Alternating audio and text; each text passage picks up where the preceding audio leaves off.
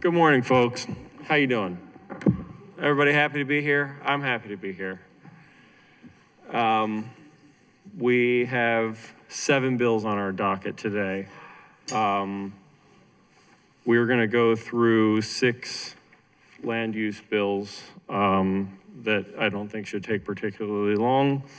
And then we will get on to Bill number 250066, the Zoning, Housing Options and Opportunity Act. My name is Ryan Dorsey. I'm the chair of the committee here, the Land Use and Transportation Committee. Welcome to the Dew Burns Council Chamber. We have with us, we have the vice chair of the committee, vice president of the city council, Sharon Green Middleton from the 6th District. How are you doing this morning? How are you? Thank you, Mr. Chair. We have council member Zach Blanchard from the 11th District. We have Councilmember Mark Parker from the 1st District. We have our staff member, Mr. Tony Leva. How you doing, Tony? Good morning, sir. Thank you. We have representatives from various city agencies. We also have with us Councilman Jermaine Jones, who is gonna stand at the podium over here and present to us on the first bills on our agenda here. 250055. Law Department, can I hear 250055 and 56 simultaneously? They are effectively the same bill.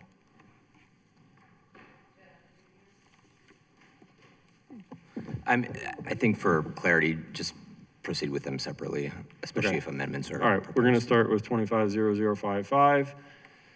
Zoning, conditional use parking lot, principal use variances, 701 Euro Street. Councilman Jones, will you tell us about the bill real quick? Yeah.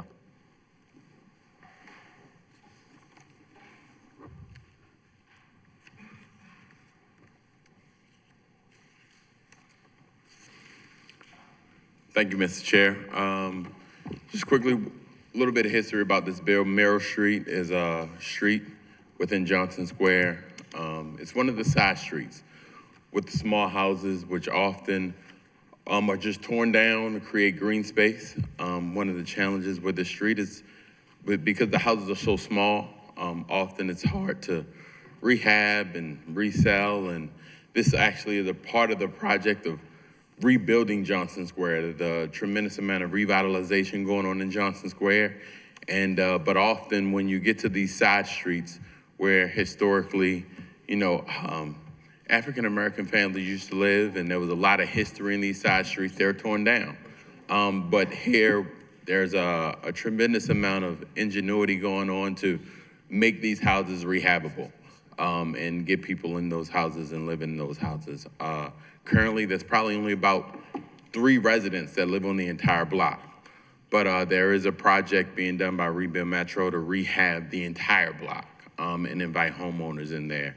And and the way they're gonna do it is by taking some of those houses and combining them and making them one larger house so that they can be repurposed and have people back in them.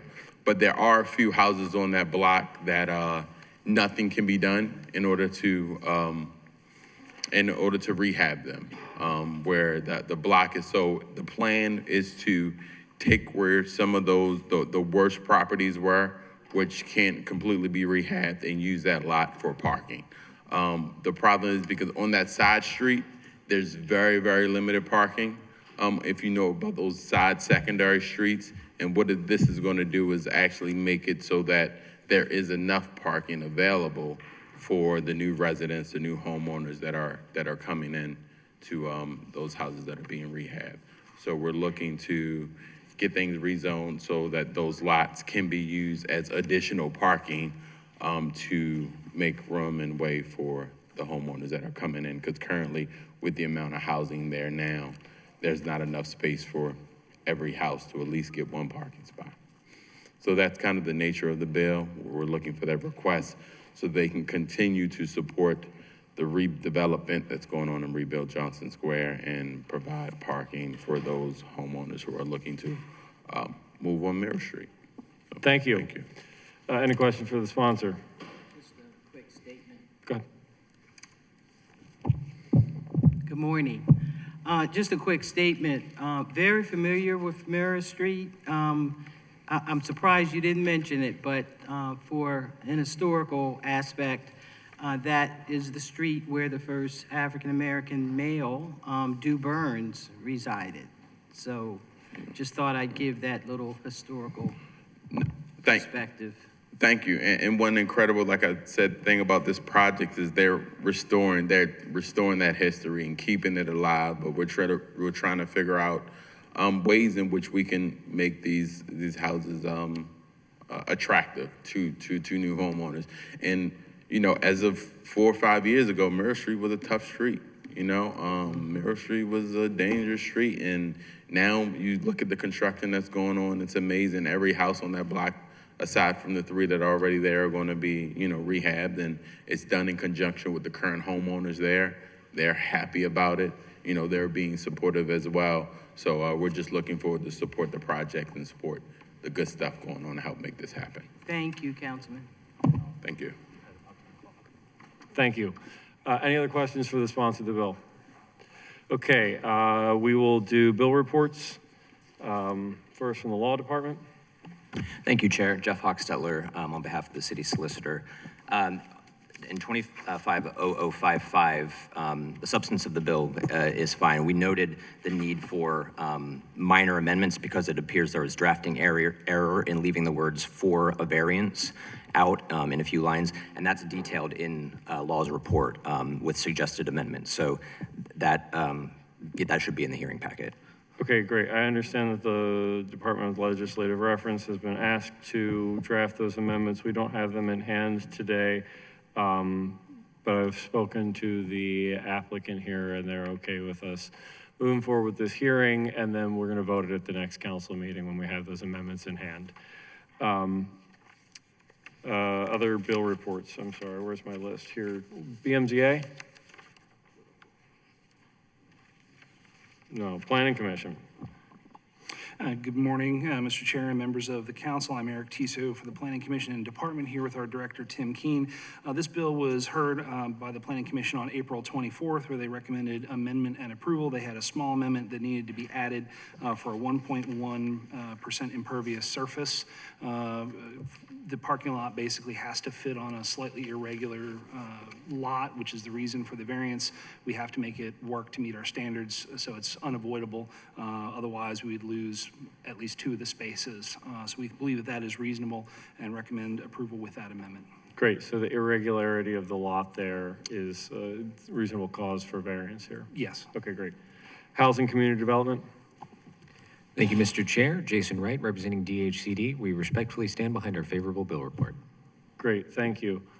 We heard from the Planning Department what I think sounds like a reasonable cause for the variance here, and we will find fact to that effect, but I will invite the applicant's representative to the podium to begin public testimony if there is any. Keep it brief, and then we're going to do the same thing for the next bill in just a second. Yeah, just hit that right button. Yep. Can you hear me? Okay, Yeah. Thank you so much. Mr. Chair, members of the committee, Drew Tilden here on behalf of the applicant. There's a robust memorandum from the Department of Planning and the Planning Commission in the file addressing the legal standards, but I am available for any questions on the project. Great. Any questions for the applicant here? Any questions for our agency representatives? Great. That concludes the hearing on this bill. We will move on to its companion bill. It's essentially the same exact bill. 250056, conditional use parking lot, principal use variances, 702 Mira Street. Do you just want to say ditto here, Councilman? Hit that button. Councilman Jermaine Jones, District 12, ditto. Yeah, great. Same explanation as the last bill. It is literally the same thing happening on the property across the street from it. It's right next, yep. Yeah, okay, great. We will again go to our agency reports, Law Department. Thank you, Chair. And as with the previous bill, there was also a drafting error that left out relevant words for a variance, and those suggested amendments were attached to Law's report. So, I mean, we can approve the substance of the bill with those amendments. Okay, great, thank you. And again, DLR was asked to draft this, and we don't have it in hand yet, but we will for the next meeting, and we will vote on this at that time. Planning Commission? Yes, Mr. Chair, this bill was heard at the same time as the other one in the Planning Commission's meeting in April, and this one, because of the small size of the lot and its relatively shallow depth, parking spaces have to be 18 feet in depth. They can just barely fit the 4 parking spaces on that lot to make it usable. And for that reason, an 81.4% surface coverage is required in lieu of the 65%. So it's a bit more of a variance than the other one, but without that, there would not be any parking reasonably that would fit on the property just because it's just barely big enough to fit any at all. And with that, they recommend amendment and approval. Great, thank you. I will note that this is parking that is not mandated by any law. It is being optionally put forth by the developer, by the applicant, despite not being told that they have to do it. I love it, you love to see it. Department of Housing Community Development. Thank you, Mr. Chair. Jason Wright, representing DHCD. We respectfully stand behind our favorable bill report. Great, thank you. Parking Authority was referred this bill, but not the other one. Good morning, Mr. Chair. This is Colleen Ruin reporting for the Parking Authority, and we also stand by our favorable report. Okay, great, thank you. I'll go to the mayor's office, Tyler Schnella. Just for BMZA for both bills, their position is no objection. Great, thank you. And any questions from the committee for any of our agency representatives? Do we have public testimony on this bill? Do you want to come back up and just say the same thing before?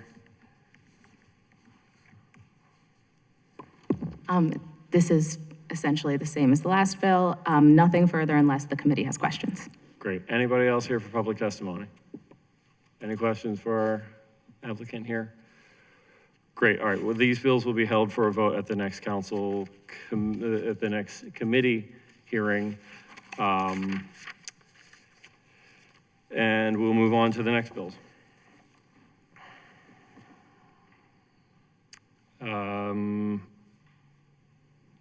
Tony, please make a note that we want to vote to find those facts about the properties when we come back for the next hearing.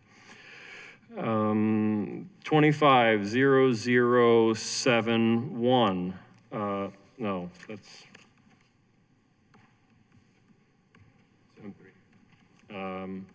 Yeah, sorry, I have a.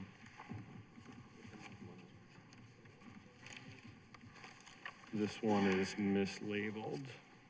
This one says 7-1, but it says Miro Street. 15 East West Street.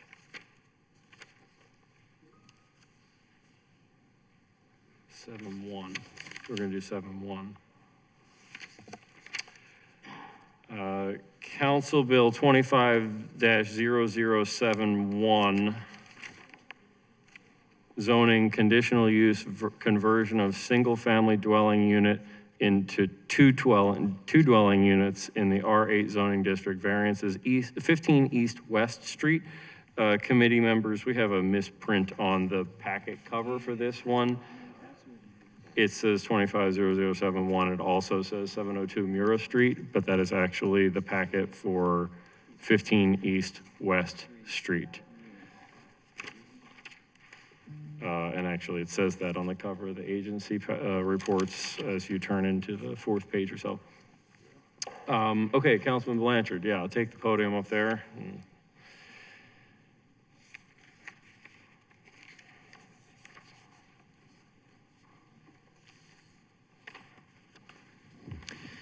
All right, thank you, Mr. Chair. In my 11 months in office, I've had 2 requests for single to multifamily conversions in the district. One of them was the blighted home in right off Pennsylvania Avenue in Upton, which came through about a month ago. The other one is a long-term unoccupied property in Federal Hill that is commercial on the ground floor and is 1 residential unit above. The applicant requested to go from 1 unit above to 2 units above. I had a good conversation with the community about that. Community support on it. Good opportunity to get a long-term unoccupied property on a main street back up and going. So support it. I think it's a good effort. Happy to be able to support it and happy to take folks' questions. Thank you. What is the variance required here?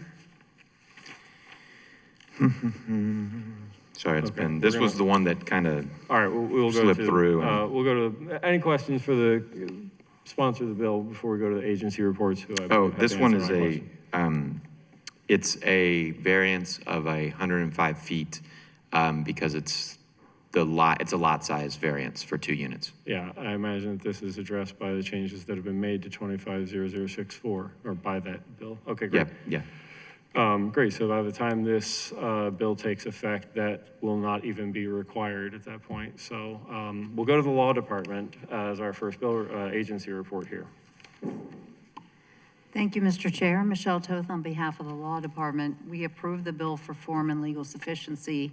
And just to note, the Ordinance 25063 that addresses the lot size requirements takes effect December 3rd. Yeah, so even before this would take effect. And so is there, I think that we'll just find facts to the effect that those standards have changed since this was introduced and that this variance will actually not be required by the time that it takes effect. And the presence in the bill doesn't affect the ability to pass this bill as written. I'm just always concerned about how we find facts for variances and such. Okay, great, thank you. Planning? Yes, the sponsor is correct. It's 105 square feet. At the time it was introduced, that they were short on the lot area with the new bulk standards that drops from 750 square feet per dwelling unit to 500 in this zone. The lot actually has more than it needs. So chances are good by the time this clears council, the law will be in effect. Even if you wanted to just be cautious and approve the variances just as cheap insurance, we believe that the standards are met as illustrated in our staff report. So whichever way you'd prefer to proceed is adequate for us. Great, yeah, no, I don't think that this will take effect. What's our next council meeting is this coming Monday, but the next one after that is December 4th, which is one day after the new standards take effect. So, and then this bill does say this ordinance takes effect on the date is it enacted. So those new standards will take effect on December 3rd. This bill will be enacted on December 4th. That is if the mayor were even to sign it on that same exact day that the council passed Well, it, so. that would be second reader, so it'd be, the mayor will have to sign it after the 15th. It'll be on second reader this coming Monday. It'll be on third reader Oh, my on December apologies. 4th. Okay, Yeah. awesome. Great, thank you. Let's see, other agency reports. Who else do we have here? BMZA? BMZA. Tyler Schnella, Mayor's Office, on behalf of BMZA, no objection. Great. DHCD? Thank you, Mr. Chair. Jason Wright, representing DHCD. We stand behind our favorable bill report. Great. Department of Transportation? Thank you, Mr. Chair. Luciano Diaz for DOT. I apologize for the belated submission of our bill reports, but we provide no recommendation on this bill. Thank you. Okay, great. Thank you. Any questions for any of our agencies? Any public testimony on this bill? Okay, great. There are no necessary amendments. As I said, I'll put forth facts to the effect, you can come on back and vote.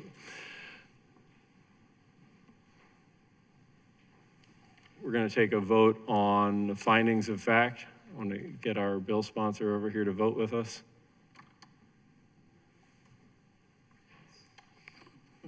Okay. Great. The facts of the matter are that that the variance that this bill outlines is not going to be required by the time this bill takes effect. And so I'll just move that as the finding of fact.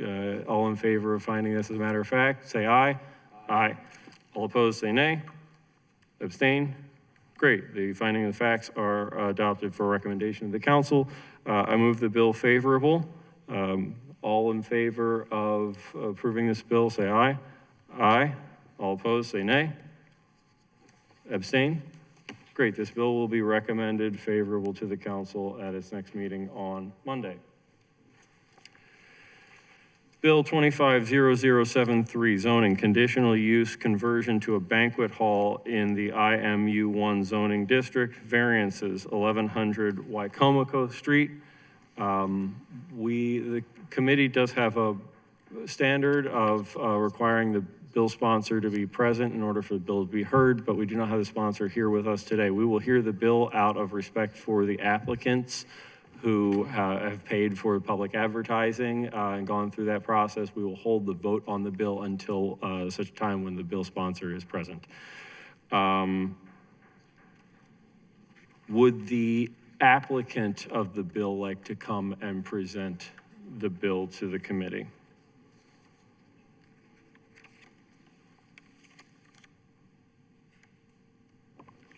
My name's Biff Browning. I represent the 1100 Wacomico property.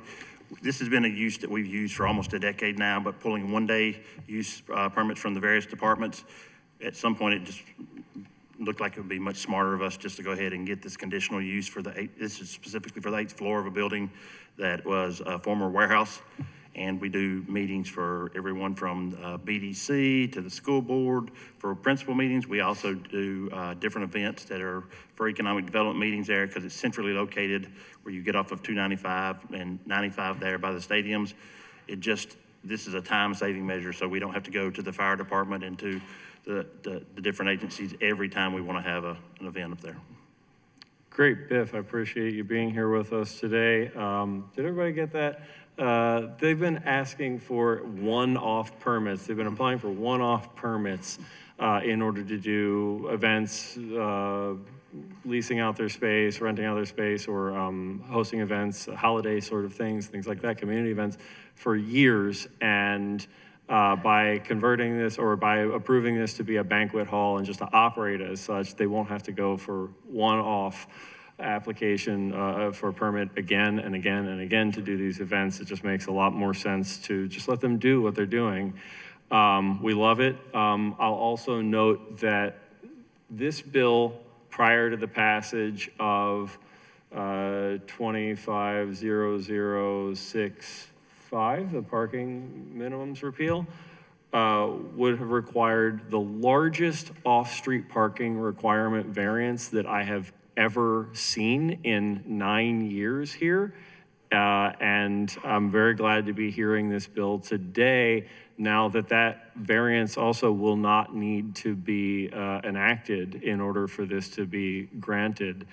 It was a really good example of just how the off-street parking laws, the mandates, were inhibiting something that was utterly reasonable, normal, and desirable for the community that's in. And we won't have to conjure up, ways of conceiving that this property is uniquely different from others in order to be able to approve of such a variance. Any questions for the bill sponsor, or the applicant, rather? Great, we will go to our agency reports. Thank you, Beth. Thank you, sir. Have a good day. Law Department. Thank you, Mr. Chair. We approve for form and legal sufficiency, and just to note that the parking law, Council Bill 0065, takes effect also on December 3rd. Great. Any of Planning Commission? Yes, Mr. Chair, this bill was heard by the Planning Commission in their meeting of June 5th, and just as a little bit of background, this is an 8-story, 400,000 square foot former industrial building. I was actually a relatively young planner in 2006 when a plan unit development was created to allow it to continue for 4 additional land uses.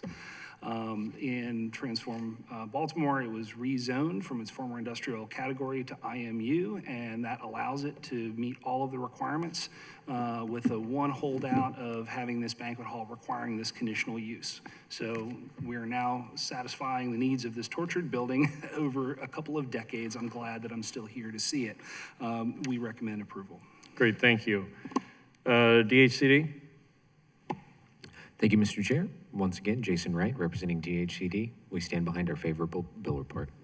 Thank you. BMCA? No objection. Thank you. DOT? We provide no recommendation. Great. Committee members, any questions for any of our agencies?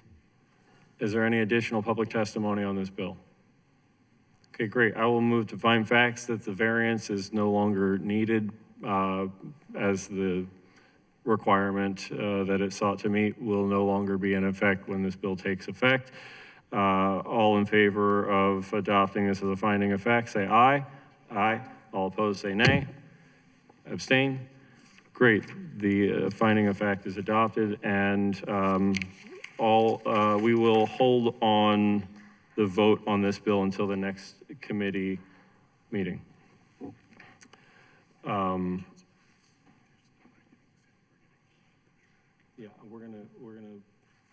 we're having a technical problem. We don't have sound on WebEx. I am curious if we have sound on Charm TV.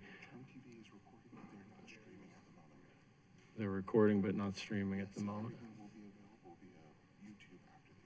Okay, we have 2 more bills here, and then we're gonna take a quick recess and try to sort out this problem with 250066. Before we go on to that, rather, we'll try to resolve the technical audio issue. Bill 250090, zoning, conditional use conversion of a single-family dwelling to 2 dwelling units in the R7 zoning district, variance 220 North Culver Street.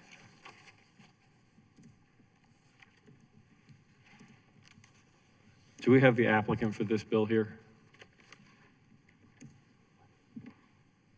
This is put forth at the request of Malik Thomas.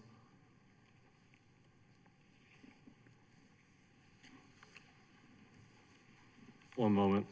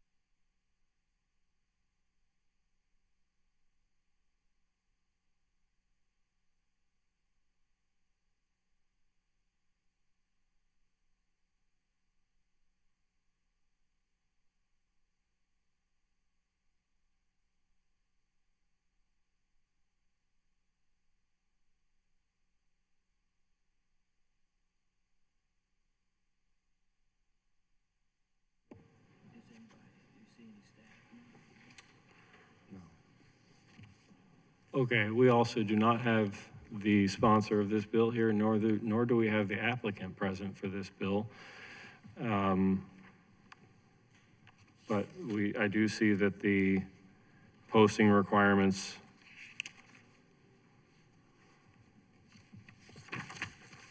seem to have been met. I really don't like wasting people's money.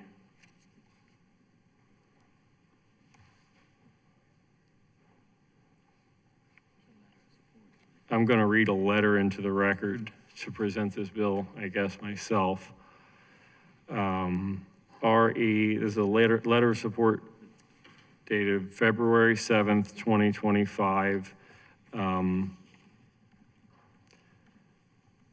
RE 220 North Culver Street, Baltimore, Maryland, 21229. To whom it may concern, I am Anita Cathcart, president of the Allendale Community Association, have been in contact with Mr. Malik Thomas regarding configuring his home into a multi-unit dwelling at 220 North Culver Street, Baltimore 21229. I am in support of him making this change, and I was informed that a zoning bill will have to be introduced by City Councilman Paris Gray's office for Mr. Thomas to officially make this change. Please note that city residents elected Councilman Paris Gray as new District 8 City Councilman in November 2024, and he may direct you to his constituent services team if necessary to address this request. I'm requesting that this matter be resolved as soon as possible so that Mr. Thomas can proceed in a timely manner. If there are any issues, questions, or concerns regarding this request, please feel free to contact me, and I will not read her phone number or email address into the record. Thank you very much in advance for your assistance. Have a great day. Respectfully, Anita Cathcart, President, Allendale Community Association, Inc. I love it, and I'm happy to accept this as the presentation of the bill. Without the sponsor present, this is another one that we will hold for a vote on another day. For now, we will go to the agency reports, starting with the Law Department. Good morning, Desiree Leckie on behalf of the Law Department. We approve this bill for form and legal sufficiency, and because the bill will be enacted after 25-0064 on December 3rd, no variance is required. Great, thank you. And Planning Commission? Thank you, Mr. Chair. This bill was heard by the Planning Commission in their meeting of October 9th. As was mentioned, the variance will no longer be required, leaving just the conditional use. We believe that it meets all the required findings as outlined in our staff report, and the Planning Commission recommends favorable. Great, thank you. Department of Housing Community Development? Thank you, Mr. Chair. Jason Wright, representing DHCD. We stand behind our favorable bill report. Great, thank you. We will, any questions for our agencies here? Okay, is there any public testimony on this bill? Okay, great. I will move a finding of facts that the variance is no longer required per the changes that have been made by other bills passed more recently. All in favor of adopting this as a finding of facts, say aye. Aye. All opposed, say nay. Any abstentions? Great, the finding of facts will be adopted, and we will hold the vote on this bill at our next committee meeting.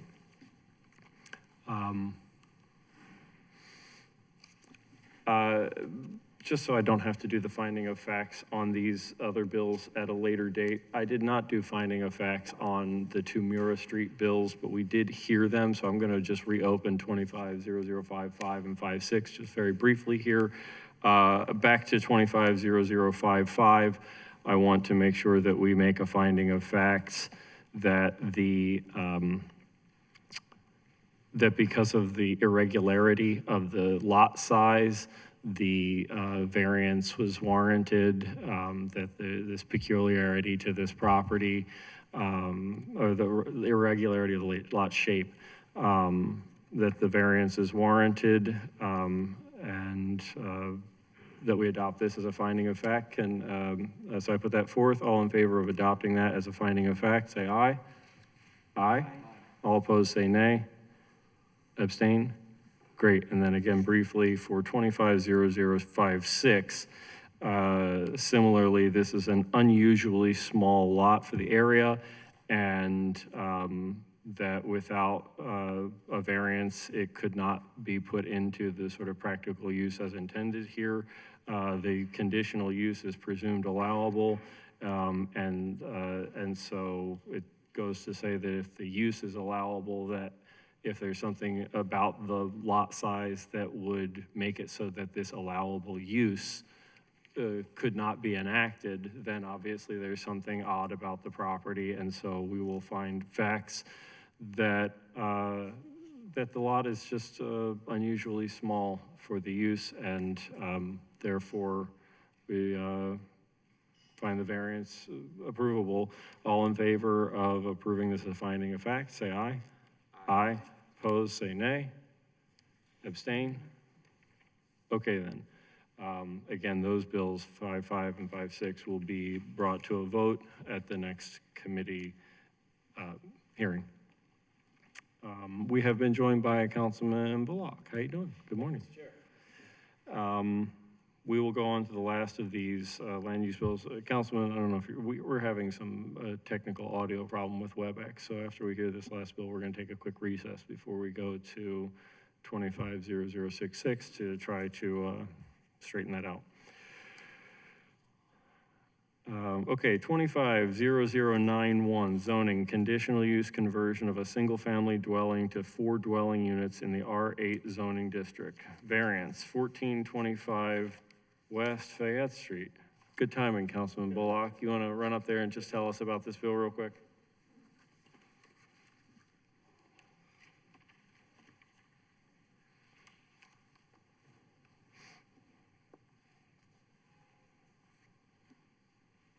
Good morning, Mr. Chair and colleagues. Appreciate your indulgence this morning.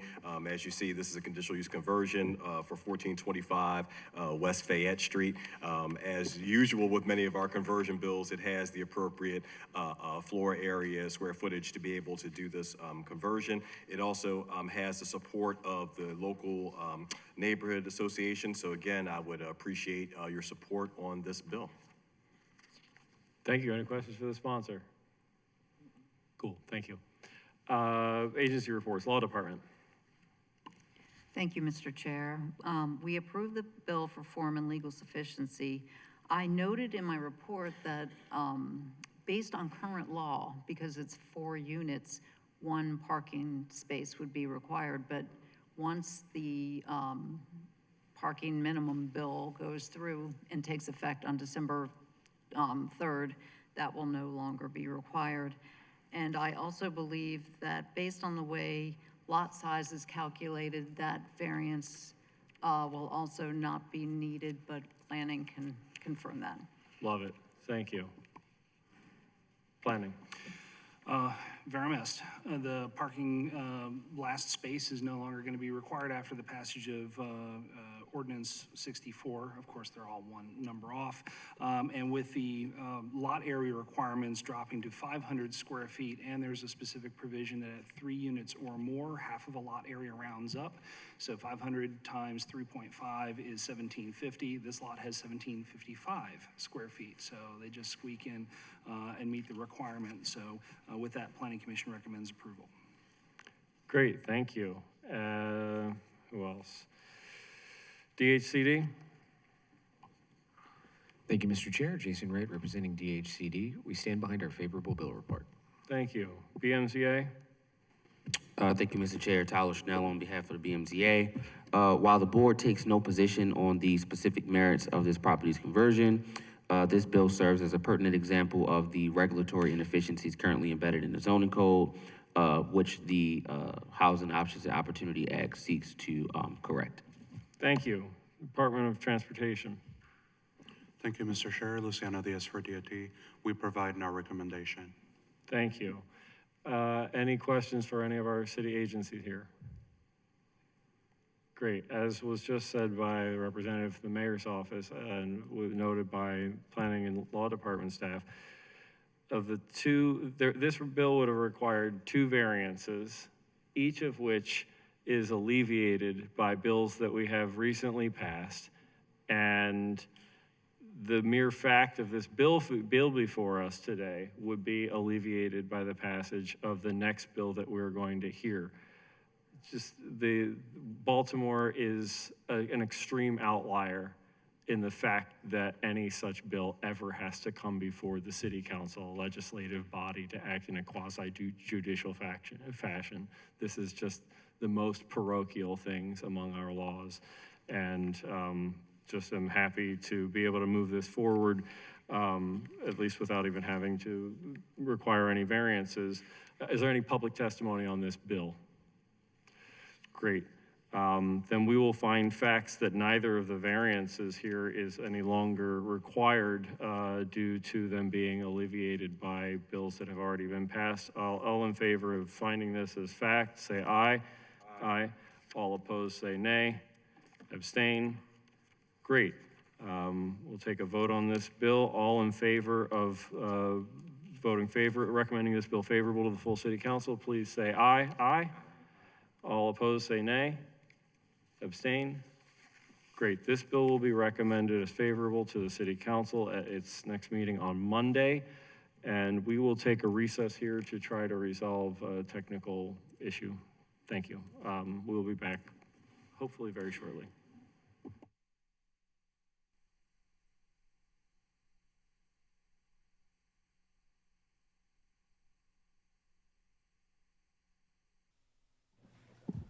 Hey everybody, it's the Board of Estimates room, but this is the City Council, Land Use and Transportation Committee. Tony, how are we looking online? Do we have people actually logged in there? We do. Okay, good. So people are logging in there. Very sorry for the technical malfunctions that we've been experiencing here in the City Council chamber. but now we're in the Board of Estimates room, and looks like everybody who was here is still here with us, so thanks for sticking with us. We're functioning online. Nobody's complaining that they can't hear. We've tested it. Everything can be heard on the WebEx. Visual is working. Yep. All right, great. We're verified.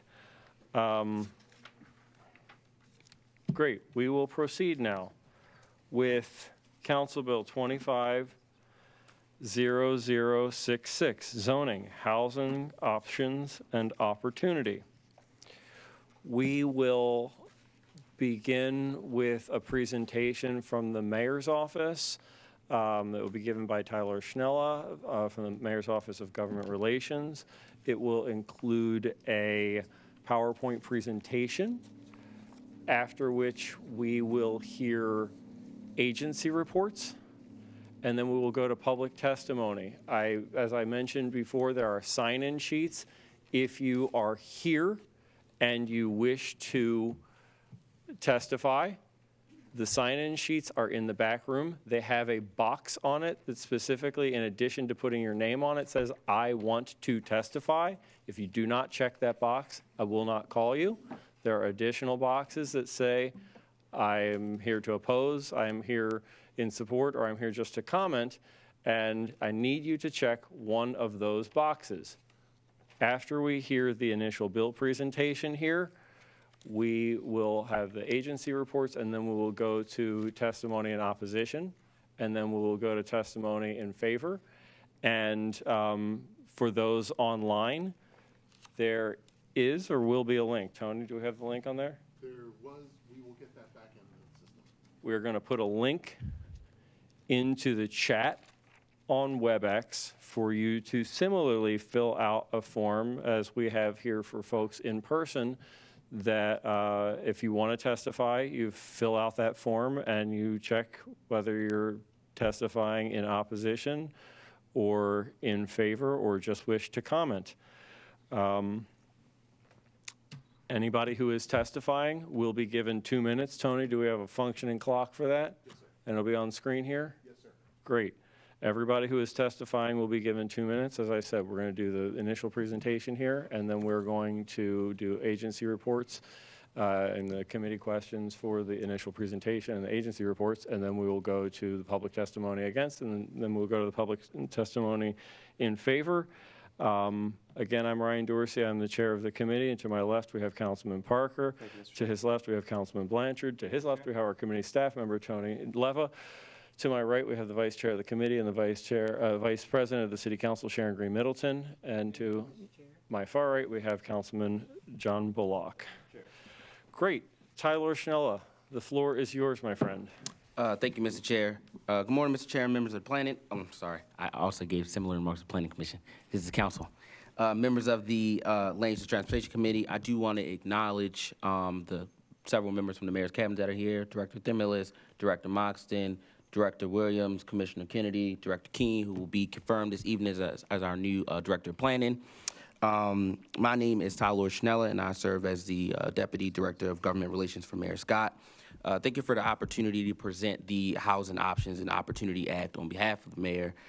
This legislation is a key part of the mayor's broader $3 billion plan to fight vacant properties, expand affordability, and make Baltimore City a city where everyone can find a home that fits their needs.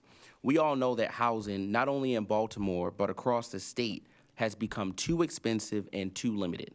In fact, 70% of Baltimoreans say the cost of housing is a major issue. The median sale price of a home has gone up 34% since 2020. And last year, 40% of renters in Baltimore spent more than a third of their income on rent. And 99% of Maryland residents between the ages of 18 and 34 say it is harder to buy a home today than in previous generations. At the same time, we don't have enough of the types of housing people actually want. Smaller, flexible, multifamily homes that give our residents more options. We know that for many Baltimoreans, families looking for more space, retirees looking to downsize, or young people looking for their first place, multifamily housing is often the most viable pathway to homeownership. But for far too long, our zoning code has made it more difficult to produce this type of housing. Instead, it has been used unintentionally and at times intentionally in this very building to segregate, to exclude, and to limit where certain types of housing can be built. And as we just saw in the Planning Commission the other day with the City Council Bill 25-0089, perpetuate vacancy. You can drive around today and still see the legacy of redlining across our city. It shaped who has access to opportunity and who doesn't. Times have changed, and we have to meet this moment. At a time where affordable and flexible housing is at the top of mind for many, we have an opportunity to do more. The Housing Options and Opportunity Act is about changing that. This bill says that opportunity shouldn't stop at a neighborhood boundary or at a zoning district boundary. It says that we will allow the creation of more housing in all neighborhoods, not just in Black neighborhoods. And most importantly, it gives Baltimoreans more choice, the ability to find housing that fits their needs, no matter what stage of life they're in. There are some who believe that creating more housing will push out legacy residents. But in reality, restricting housing supply and limiting choice is what drives up costs and forces people out. Expanding housing options does the opposite. It helps keep families rooted, builds stability, and strengthens communities. That's what this bill is about, opening doors and creating housing opportunity, not displacement. Housing policy isn't just about buildings. It's about people. It's about families trying to stay rooted in their neighborhoods, young professionals trying to make Baltimore their forever home, and seniors trying to stay close to the communities they help build. The Housing Option and Opportunity Act makes that possible. It's about building a city that's more affordable, more inclusive, and more reflective of the people who call it home. Thank you, Mr. Chair. And then we'll go right into the presentation. Yeah, we have a presentation now. Yeah.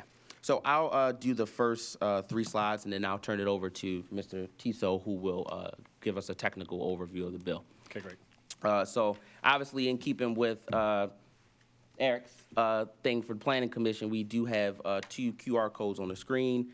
There's one that links to which was on the deck but fell off. That first one links to the actual bill, and the second QR code links to the zoning code for those who want to follow along in that way. So for those who may wonder, right, what exactly does this bill do? So it introduces a new housing use, which is defined as a multifamily low density, which is any home with 2 to 4 units. And it expands where those 2 to 4 unit homes are allowed. It'd be permitted by right in R1A through R4, R5 through R8, and in some of our office residential districts. To note, it is not permitted in R9 and R10 because those are already reserved for high density development.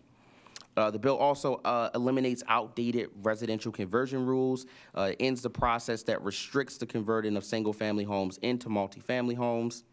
And the next slide, Tony. And then the bill ties housing structure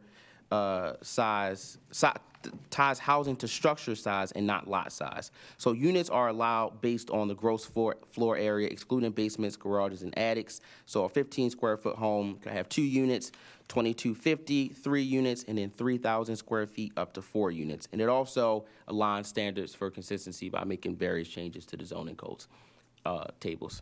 And now I'll turn it over to Mr. Tiso.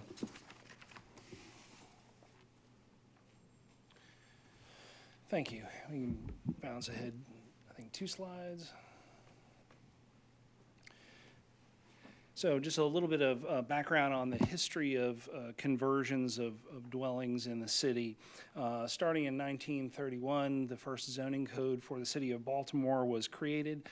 In that time, it was a simpler model in some ways. There were 2 separate maps, one that controlled density and bulk, and the other that controlled uses. So depending on how those maps overlaid, you might have adjacent buildings on opposite corners. One was in a higher bulk and density district than the other across the street, though they were in the same use district, or vice versa. So in 1971, when there was a major reform to the zoning code, which modernized the structure of it into a more modern type of zoning code and created the letter-based system that we're familiar with today, the planners of the day had to figure out how to take the existing city fabric and pick a district that they best fit. And in some cases, they got as close as they could, but it couldn't match. Fast forwarding to 1999, there was a reformatting of the zoning code to the structure in which it exists today. And then very shortly after, Ordinance 99-425 prohibited conversions in R6 and lower density. And it is my understanding at that time that the concern of some members of the public and the council was that by allowing conversions in the lower density neighborhoods that did allow for multifamily, that it would somehow cannibalize other districts, markets, and would possibly negatively impact property values. And so that was the reason for requiring a conditional use approval. At that time, they were all through the BMZA. That lasted until 2011, where conversions in the R8, which is a typical row home neighborhood, was changed to require a conditional use ordinance from the council in order for approval. And then the following year, R7 was added to that ordinance track. So we now have R7 and R8 that require a council bill, and 9 and 10 which is vanishingly rare, admittedly, because they're a multifamily district. Usually those are just bigger buildings that are built purpose-built. Now, even though conversions require a conditional use, it's important to note that in R5 and R6, multifamily dwellings are still an allowed use. So you could take a single-family dwelling, demolish it, and then build a new structure that's basically identical but is designed for more than one unit, and as long as you meet the bulk requirements, which have now been eased, and no longer have parking requirements, then you can have that multi-family use. So we think over time that rationale of requiring a conditional use for conversions doesn't make sense in light of modern requirements. As I get my slide back in front of me. Then in 2017, we completely rewrote the zoning code, but the conversions that we have today remain the same. Next slide, please. Now for the subsequent slides, we'll walk you through what the bill actually mechanically does for those that are following along in the audience. First, most significantly, it creates a new land use for dwelling multifamily low density. There's also a cross-reference in there for a low density multifamily dwelling, so you may hear me say one or the other. It refers to the same thing. That new land use is defined as 2, 3, or 4 dwelling units. Basically, this is a subset of what currently exists as just multifamily generally without regard to the number. So it's creating a specific subset for 2, 3, or 4 units. Next slide. The bill also removes, wherever you see brackets, like in line 7, there's an open bracket, in line 8 at the end, there's a closed bracket that indicates matter deleted from the bill. So it is taking out the requirement in the design review trigger list because the bill is removing conversions as a process. Next slide. In Title 8, which is the title of the zoning code that deals with the lower density half of our residential districts, that covers R1A through R4. It currently says that those districts are reserved for single-family dwellings only. This adds the new use that is being created in this bill, the low-density multifamily dwelling, and then is removing that paragraph B, which requires the conversions. Next. Accordingly, there are use tables. So table 8301 is a table that says what uses are permitted in that lower density half of R1A through R4. And you see in the small caps there, dwelling multifamily low density is added, and it is added P is permitted by right. Where you see CB, it's conditional to the board. CO is conditional by ordinance, and if a square is blank, it's just not permitted. So these are going to be permitted by right. Next, please. This table, 8401, is the bulk and yard table for the lower density half of our residential zones, and it inserts the multifamily low density in the same line where single-family dwellings exist. This is a departure from how multifamily are handled now, where there is a lot area requirement where you have to have a certain amount of flat lot area times the number of units you want to get a lot big enough to satisfy or support that many units. By inserting the new use in this line with single-family dwellings, if you have a lot that is big enough for a single-family dwelling, you have a lot that is big enough for a low-density multifamily dwelling with 2, 3, or 4.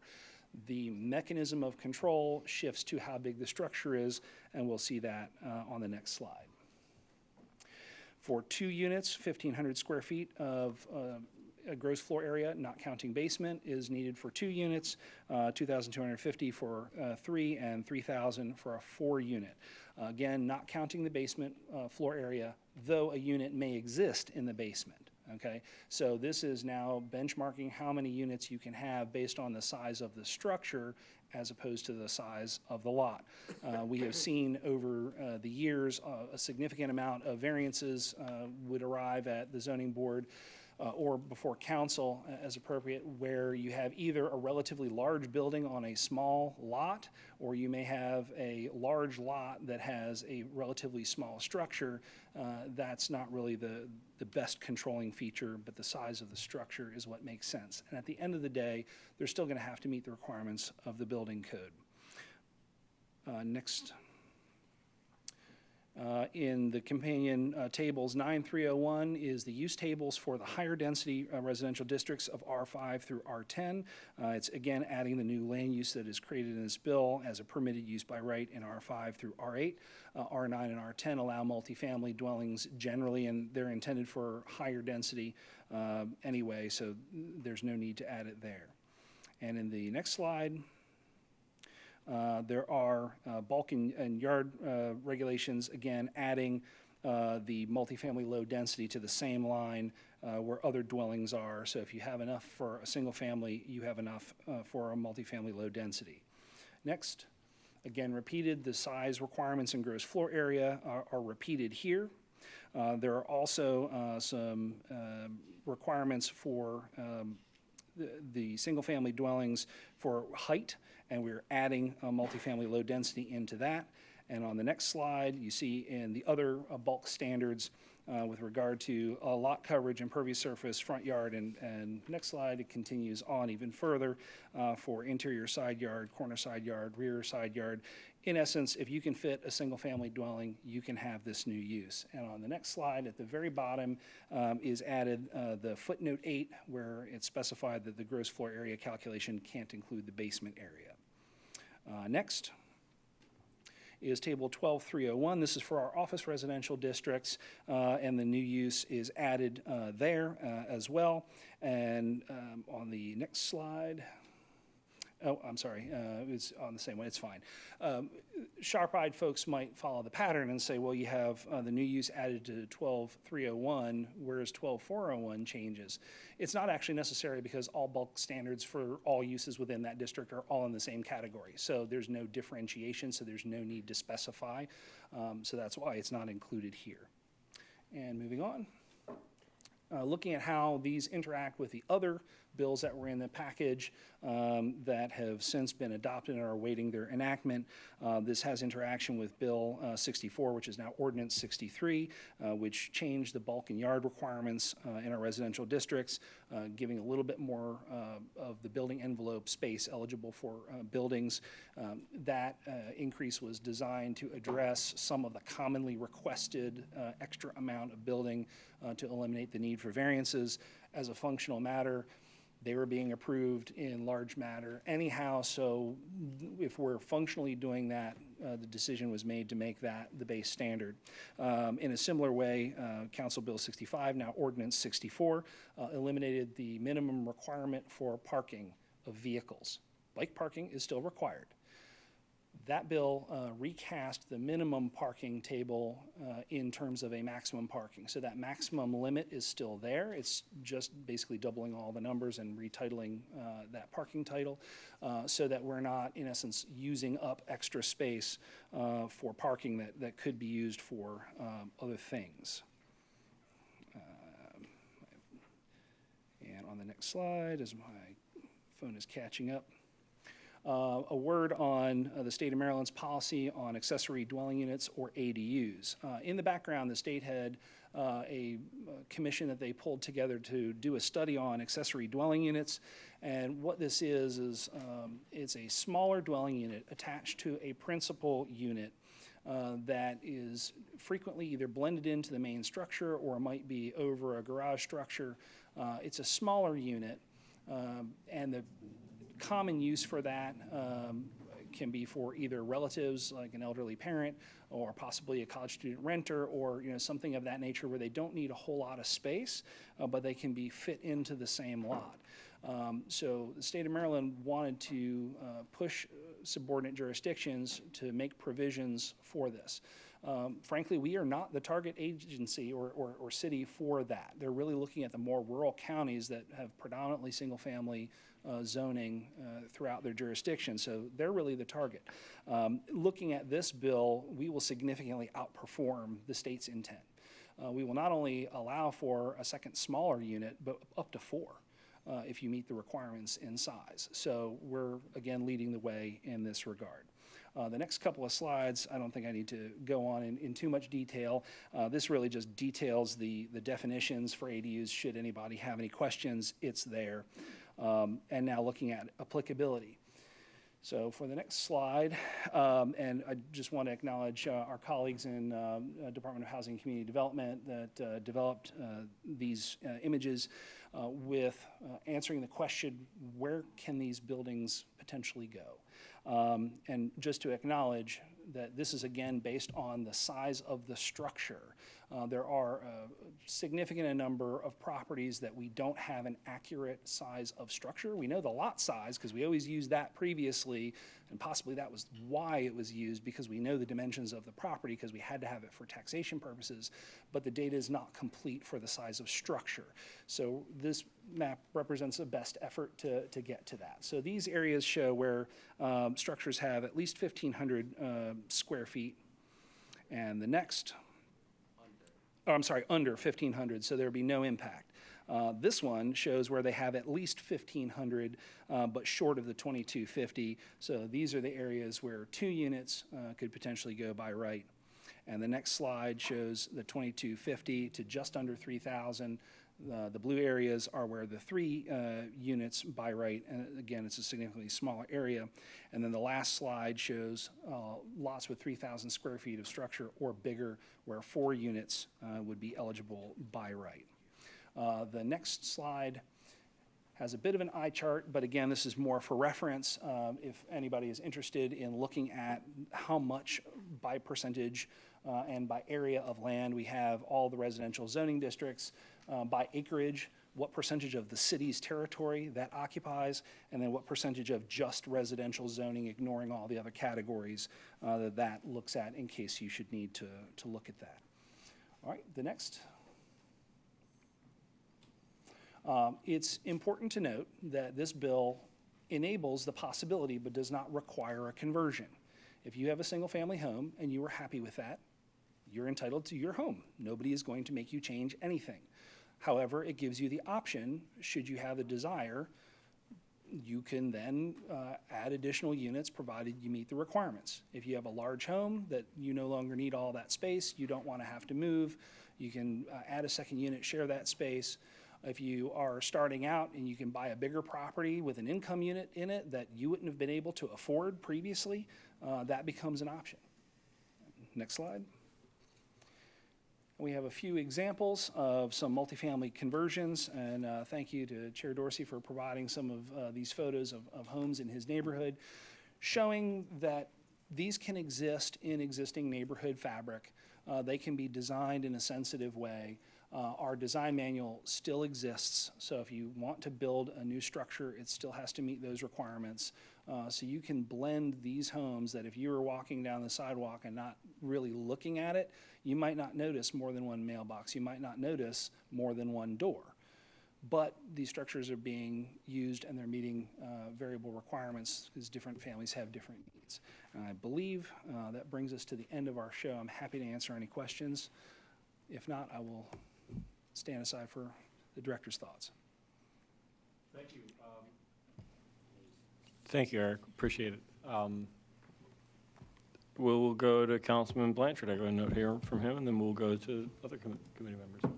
Yeah, thank you, Mr. Tiso. So going to the ADUs and the state policy and the upcoming state mandate for ADUs, is it your impression that everything that is mandated that the charter counties implement is covered in this bill, or are there other aspects of, will we need to institute additional zoning code changes to fully comply with the state's ADU requirements? Sure, and there is the definition there that you can look back at, but in short, the idea was that they wanted local jurisdictions to adopt the ADU or accessory dwelling unit, but still consider the use of the property as single family. In other words, they didn't want it to be called multifamily, and it would allow it wherever single family districts are allowed in single family units. I believe we are significantly outperforming that goal. Again, we were not the target location for this. They're really looking at the more rural counties where affordable housing is harder to provide. I don't think, subject to correction by our law department friends, I don't think we're going to need to do anything else, because we're going to be enabling naturally occurring affordable housing, which was the intent anyway. Yep. Okay. Just, I guess what I'm wondering about looking at the changes. Let's say you have like R1 through R4, and you've got I don't know, a shed or a separate garage, like a separate structure that is separate from the building. Yes. Because this bill proposes one single family or one low density multifamily per property. Right. It's a single structure. Like as a single structure. So, yeah, I think the committee, I only watched 2 of the 3 recorded meetings. There were a couple hours each, but they were looking at multiple options. So whether it's an ADU within the main structure, or let's say you have a detached house with an attached garage and you want to build something over it, or if you have even a detached garage that you wanted to build or convert, they were looking at all of those options. I believe we can accommodate all of them. In the last update to the zoning code, we brought back a clarification to address when you might have more than one principal structure on the lot. We may need to tweak that a little bit further to make it more clear if that becomes a prevalent form of development. Going back to the prior zoning code, wherever there was more than one principal structure on a residential lot, it required planning commission review, because at the time we didn't have a design manual or an SPRC manual or any of that. So they were using the planning commission as the design review, bringing it up in a fashion that way. But I that think was just dropped. to suffice it to say that your interpretation is that this bill would more than cover, but I think all the so, requirements. and we have kept our promise to monitor the zoning code and make updates every year or 2 as the working knowledge comes up. If there's something that's not working right, we will step in and help address that at the time. Okay, thank you, Mr. Tisa. Yes, sir.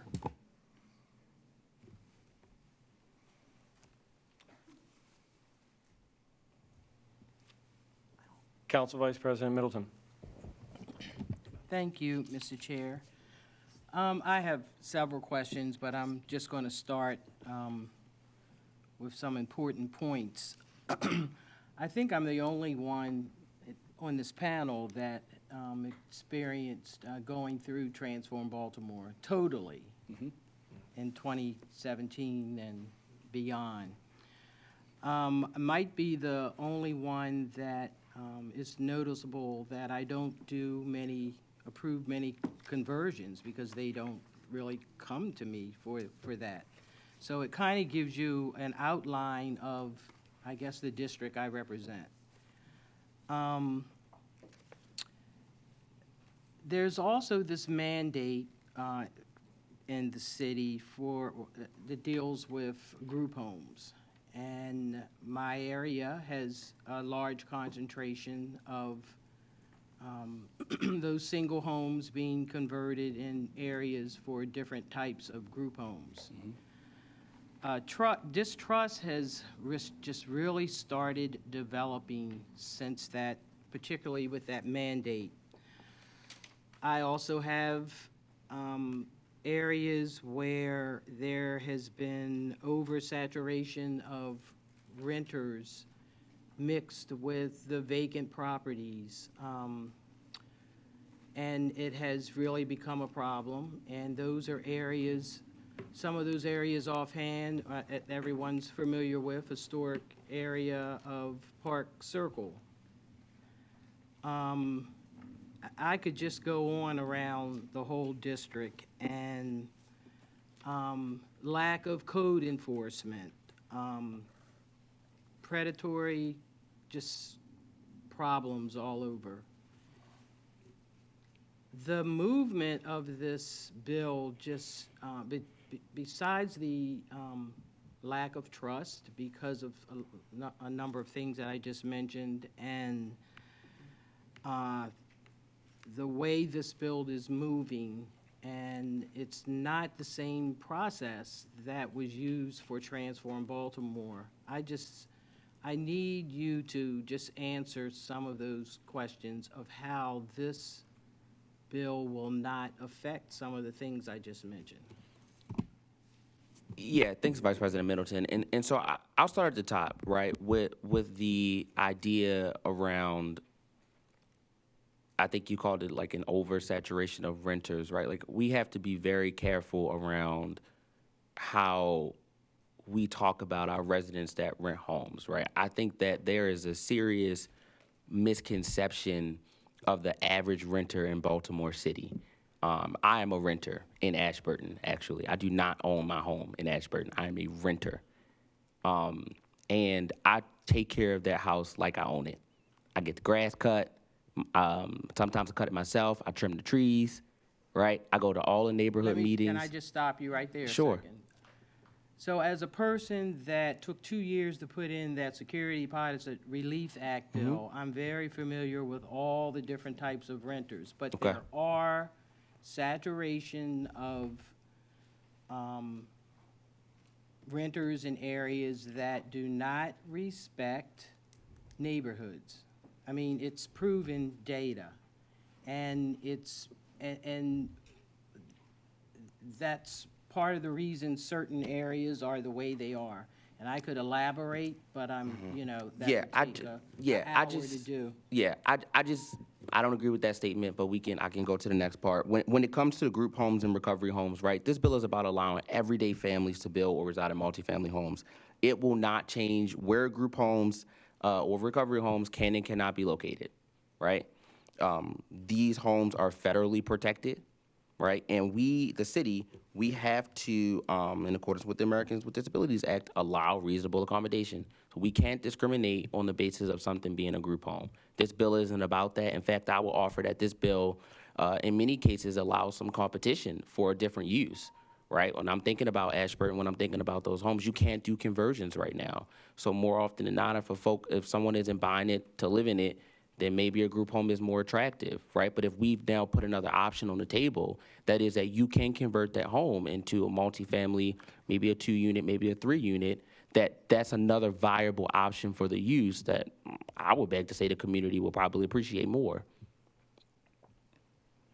If I could also just comment to that effect, you know, I think that this dichotomy between multifamily and this reasonable accommodation is just such a glaring example of how kind of nonsensical our laws are.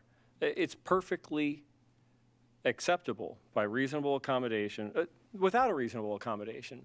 My 2 parents, me, my wife, my sister who's single, my sister who's married, her husband, and their 2 children, all 9 of us can live in my parents' house if we want to. And in a different era, this might have been prevalent, if not common. And that's perfectly legal. There's nothing to stop that from happening. And that same house can already by right, through a reasonable accommodation that we're legally obligated to grant and honor, that can be a group home for 8 or 10 or 12 people. And there's no law that we can pass to prohibit that.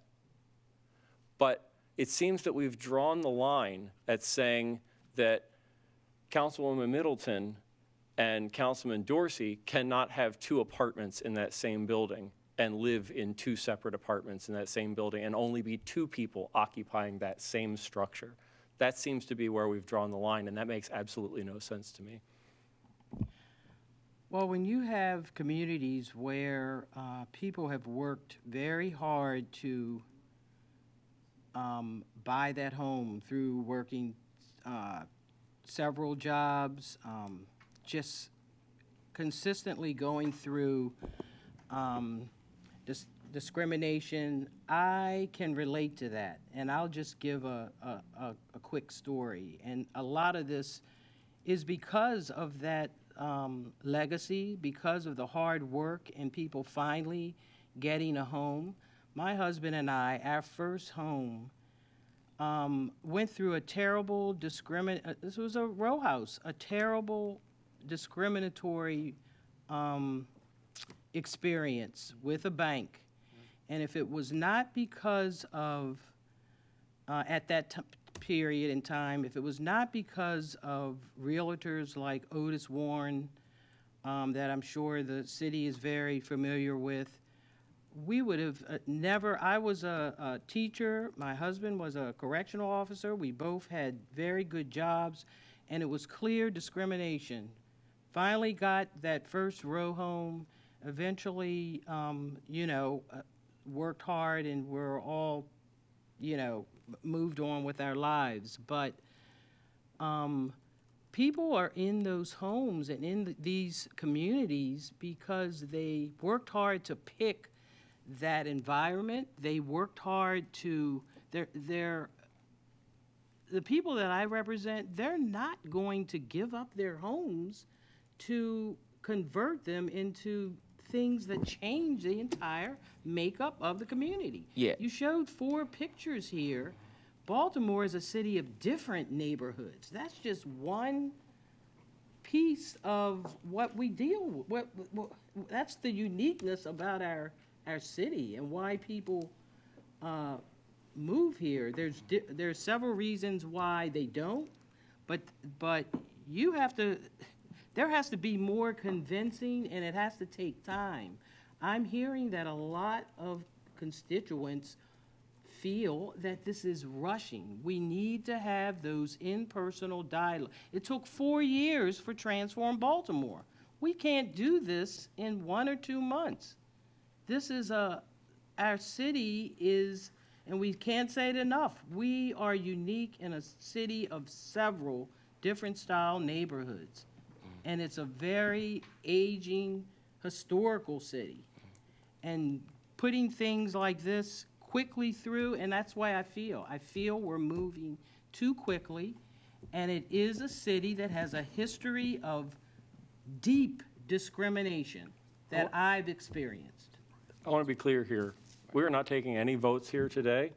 This bill was introduced in... Never brought that up. No, I'm just saying, if there's a question of process, I'm happy to have, I think, process conversations at an appropriate time, but I want to make sure that we're talking to the substance of the actual bill, because that's the presentation that we just had. I want to make sure we're talking about the substance of the actual bill. But to speak to this process issue, we are undertaking the same process as any other zoning bill that comes before the council, any other policy bill that comes before the council. And this one was introduced in May of this year, and it had an extended period of time before it received a planning commission hearing. It had 2 planning commission hearings, and this is the first but not the last hearing that will occur on this bill in the city council. We have received substantial public testimony already in writing. There has been substantial writing about this in the media. I think that there has been a fair amount of discourse already in the public and in private and among council members as well, and certainly between council members and the constituents that they represent. So I just want to put that on the record in terms of actual process that has occurred here. Do we have any other questions or comments about the substance of the bill for... Can I make one last comment? Please. There's different types of learners and different ways that people understand information. and that's with everyone. And we need to take time for something serious like this and look at the process and add, I'm suggesting, we need to add some changes and better ways to communicate with our constituency. If anybody has any suggestions specifically about them, I'm happy to take them offline. Councilman Bullock, questions for the administration? Councilman Parker? Thank you, Mr. Chair. Thank you, Mr. Schnella. Thank you, Mr. Tiso, and all those involved in this. As Vice President points out, we have many different communities, many different kinds of housing stock, and all the rest. I'm curious, we currently have, and Mr. Tiso laid out very helpfully for us, kind of the history of how we got into the current conversion conditional by ordinance, right? And I think there's a number of places in that timeline where any number of us would have liked to have rewound and changed past decisions. But here we are to try to make progress now. And so I appreciate that being made. Still, at the same time, right now we have one citywide policy in the zoning districts where conversions are even possible, right? And it applies equally to all those places. And so the maps are helpful in thinking about what might be possible by right in the future. Again, to the point that Eric makes and that others make, people wouldn't be forced to do these things. I mean, they could choose to do these things. So the maps give an idea of the potential scope, but not of the actual impact, because of course people's individual decisions won't align with those maps, and it'll vary person by person, neighborhood by neighborhood, but still helpful information. What we can do, though, is we can look back at the last few years of conversions under the existing system, the existing clunky system that has my colleague, Mr. Bullock, Councilman Bullock, bringing bill after bill before this committee in an ineffective and slow and inefficient way. And we can look at that and see, okay, what kinds of conversions are we already seeing?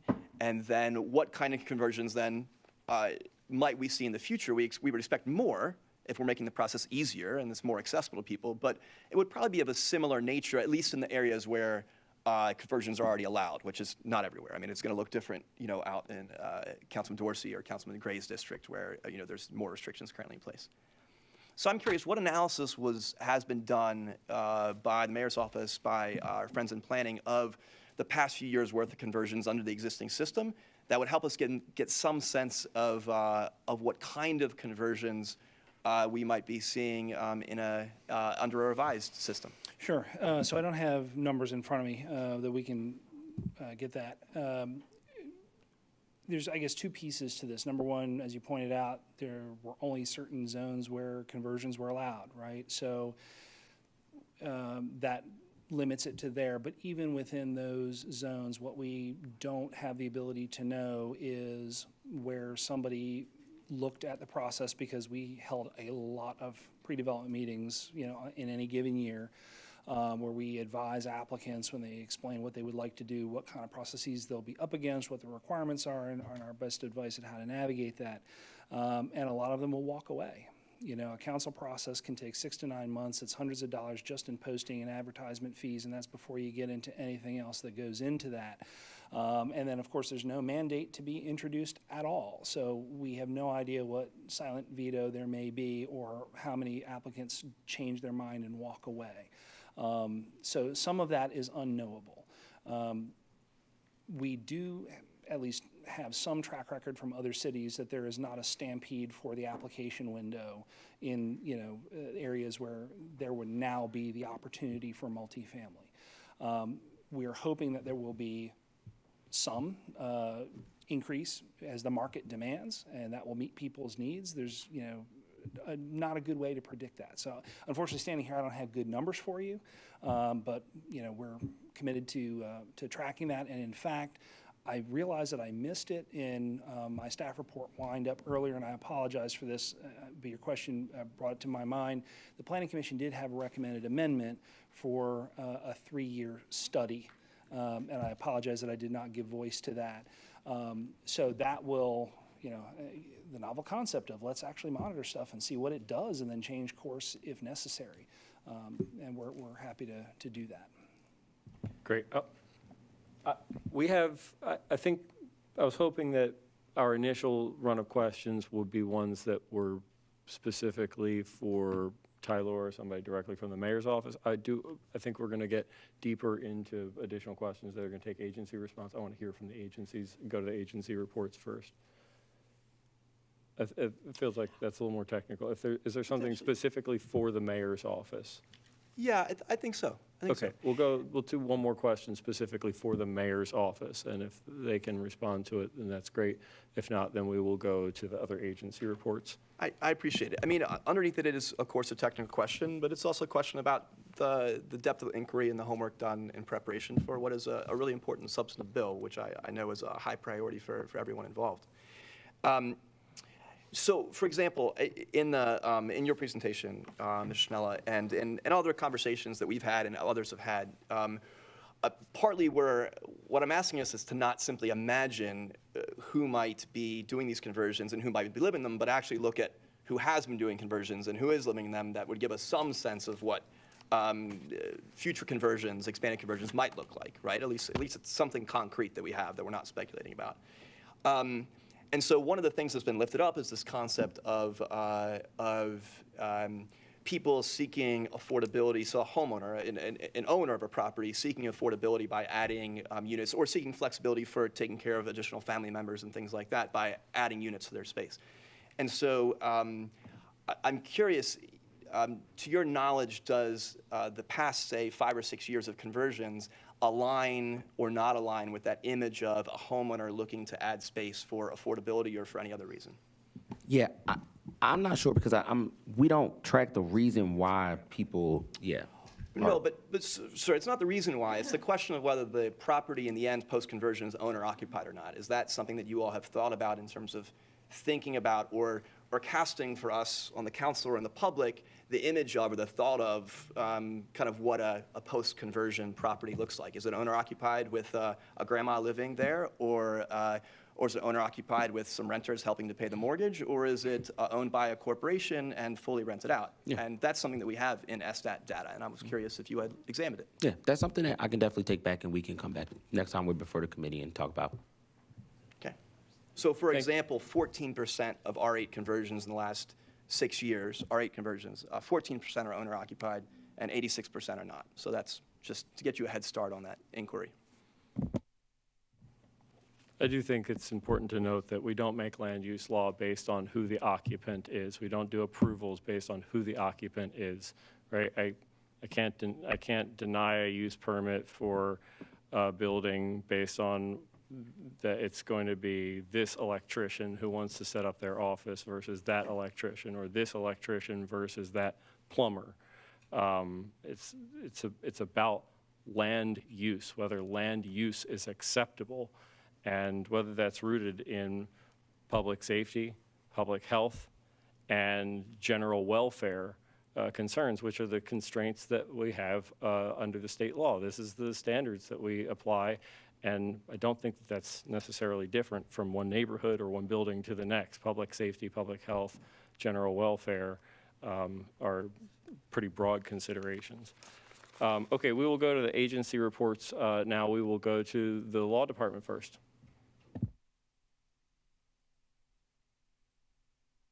Thank you, Chair Dorsey. Jeff Hochsteller on behalf of the Solicitor's Office, and Law Department can approve the bill for form and legal sufficiency. Great, thank you. We will go to the Planning Director.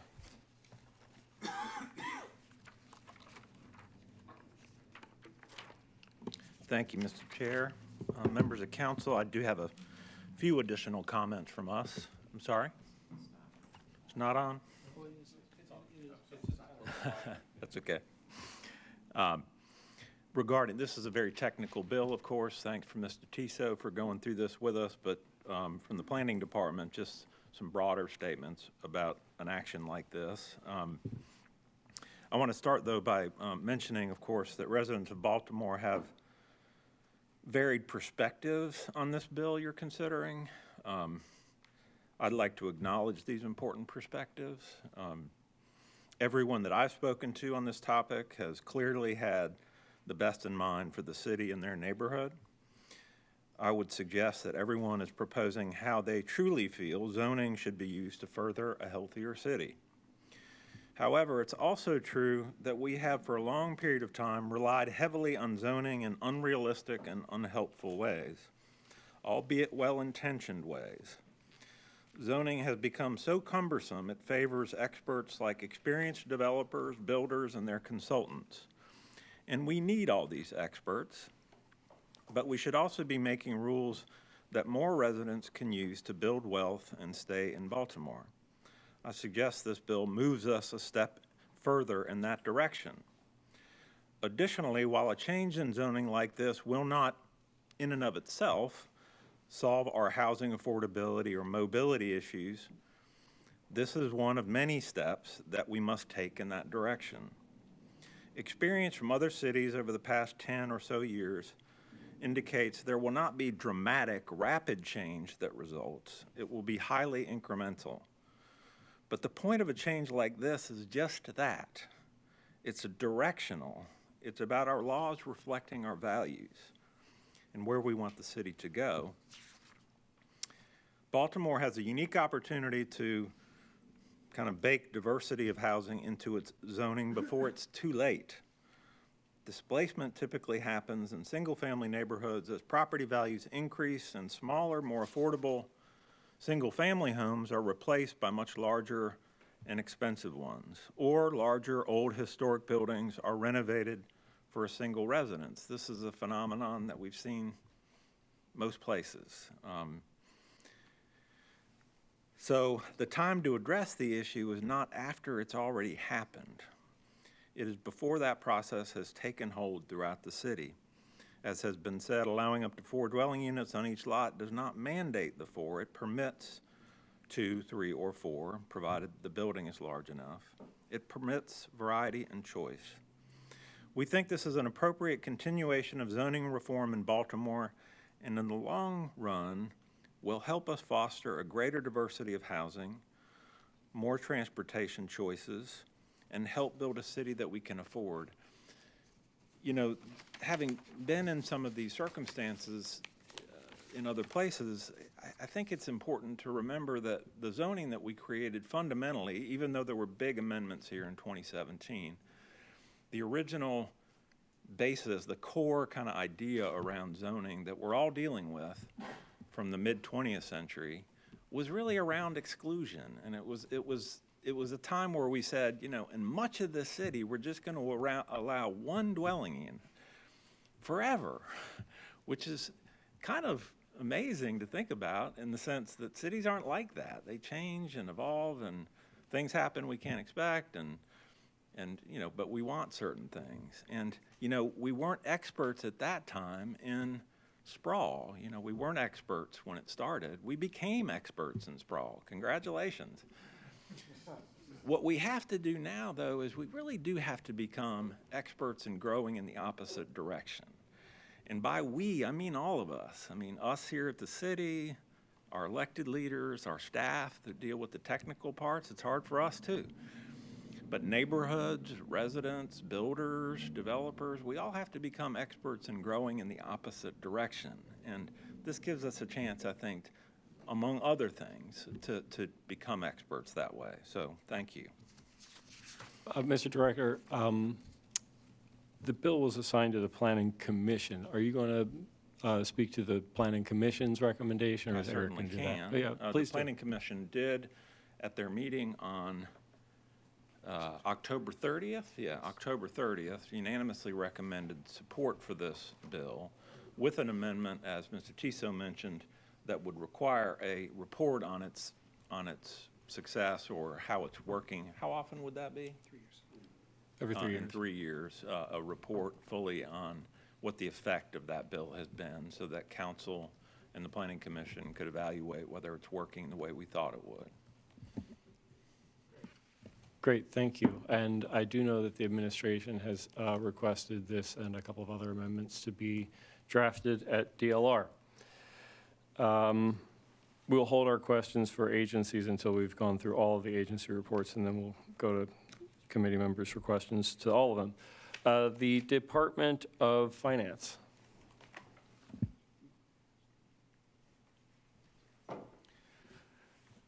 Good morning, Mr. Chair. This Tell us bill- who you are real quick. Sorry. My name is Michael Moxton, the Director of the Baltimore City Department of Finance. Thank you. We believe that this bill presents a targeted and timely approach to address Baltimore's ongoing housing affordability and availability challenges. By legalizing small-scale multifamily housing in more residential neighborhoods, the legislation fills a critical gap in the city's housing stock, what is referred to as the missing middle. Historical permit data shows that 2 to 4 unit housing has been virtually absent from new residential construction in recent years, even as demand for moderate density, more affordable housing options continues to grow. This bill aligns with national trends in zoning reform as seen in dozens of peer cities that have adopted similar Plex reforms. It also streamlines the development process by reducing unnecessary regulatory barriers and expanding by-right development options, which could lead to more equitable and geographically diverse housing production across Baltimore. While the fiscal analysis indicates that short-term revenue gains may be limited, the long-term benefits of housing diversification, neighborhood reinvestment, and broader housing access are substantial. And so for the reasons stated above, the Department of Finance supports City Council Bill 250066. Thank you. The Department of Housing and Community Development.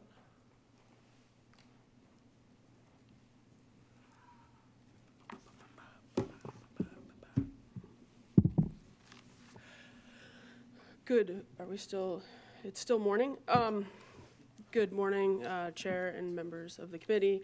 Alice Kennedy, Housing Commissioner, Baltimore City Department of Housing and Community Development. We're here to stand by our bill report. In general, just want to also provide a couple of different comments and statements on the bill. You know, across our city, we find ourselves in a challenge of affordability and ability to purchase properties from a homeownership standpoint, as well as affordability from a renter standpoint as well. And what this bill does is talk about allowing those small-scale housing conversions, and it's about being able to have Baltimore have the flexibility to meet the need of those small-scale housing conversions responsibly, fairly, and with our residents in mind, both homeowners as well as renters. Right now, in terms of housing needs across the city, we have data that we've been reviewing within the Department of Housing and Community Development in terms of needing over the next 15 years, 147,000 units over the next 15 years, just to keep pace with demand and population stabilization and population growth. You know, in terms of the funding availability and so forth as well, that in order to reach some of those demands in terms of units, that isn't something that the city can also subsidize our way out of. So having the flexibility for a homeowner to choose to, you know, if the size of their property allows them to create a second unit, to create a second unit of housing within their structure, to offer another unit, whether or not that be to a family member or a friend or rent on the open market. It helps them be able to maintain their house and helps them to be able to also provide another housing unit, and actually reduces the cost of creating housing units for the city in terms of subsidizing the cost of creating housing units as well. So it would allow, you know, property owners by right to convert those single family units to up to 4 units. Again, based on size, as you saw in terms of the maps of where that would be impacted across the city for those. And, you know, it removes some of the red tape for our homeowners that want to responsibly add housing units within their structures. This isn't about high-rise, multifamily, high-density development, you know, or changing the fabric of our neighborhoods. It's about the gentle, incremental density, some of those basement apartments or duplexes or some of the triplexes that fit in within the community and helps expand access to housing. as Director Keene mentioned, you know, Baltimore's housing was built during a different era, and some of the larger single-family homes, you know, for much larger households or having, you know, families where everybody kind of lives in one, or eight-person families in one home. But, you know, also our today's population has changed and housing needs have changed, and having the ability to adapt our housing stock to meet how people want to and choose to live is important, and the by right conversions give us that flexibility, letting our existing neighborhoods grow and evolve without displacement or loss of character. So at its heart, this bill is about giving Baltimoreans, it's about giving more choices. It's about more ways to live affordably. It's about ways for residents and homeowners to also be able to stay in neighborhoods that they love. It's about allowing, you know, an older adult that wants to stay in their house that they've owned and, you know, but now want to have additional income. They could convert and be able to stay in the neighborhood that they've lived in for decades. And it's about, you know, staying in the neighborhood that they love, and it's also about helping and supporting the creation of intergenerational wealth in others, and ensuring that the next generation also does not have to leave a city to find a home that they can afford. We know that with supply of units, that also helps in terms of affordability, and that helps not just on a rental side, but also a home ownership side as well. And with that, DHCD stands by its bill report in support of the legislation. Thank you, Commissioner. Transportation.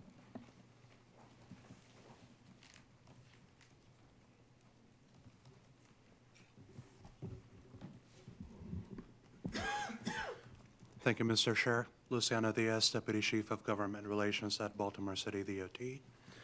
We find that this bill would streamline a cumbersome and time-consuming process of converting single-family homes.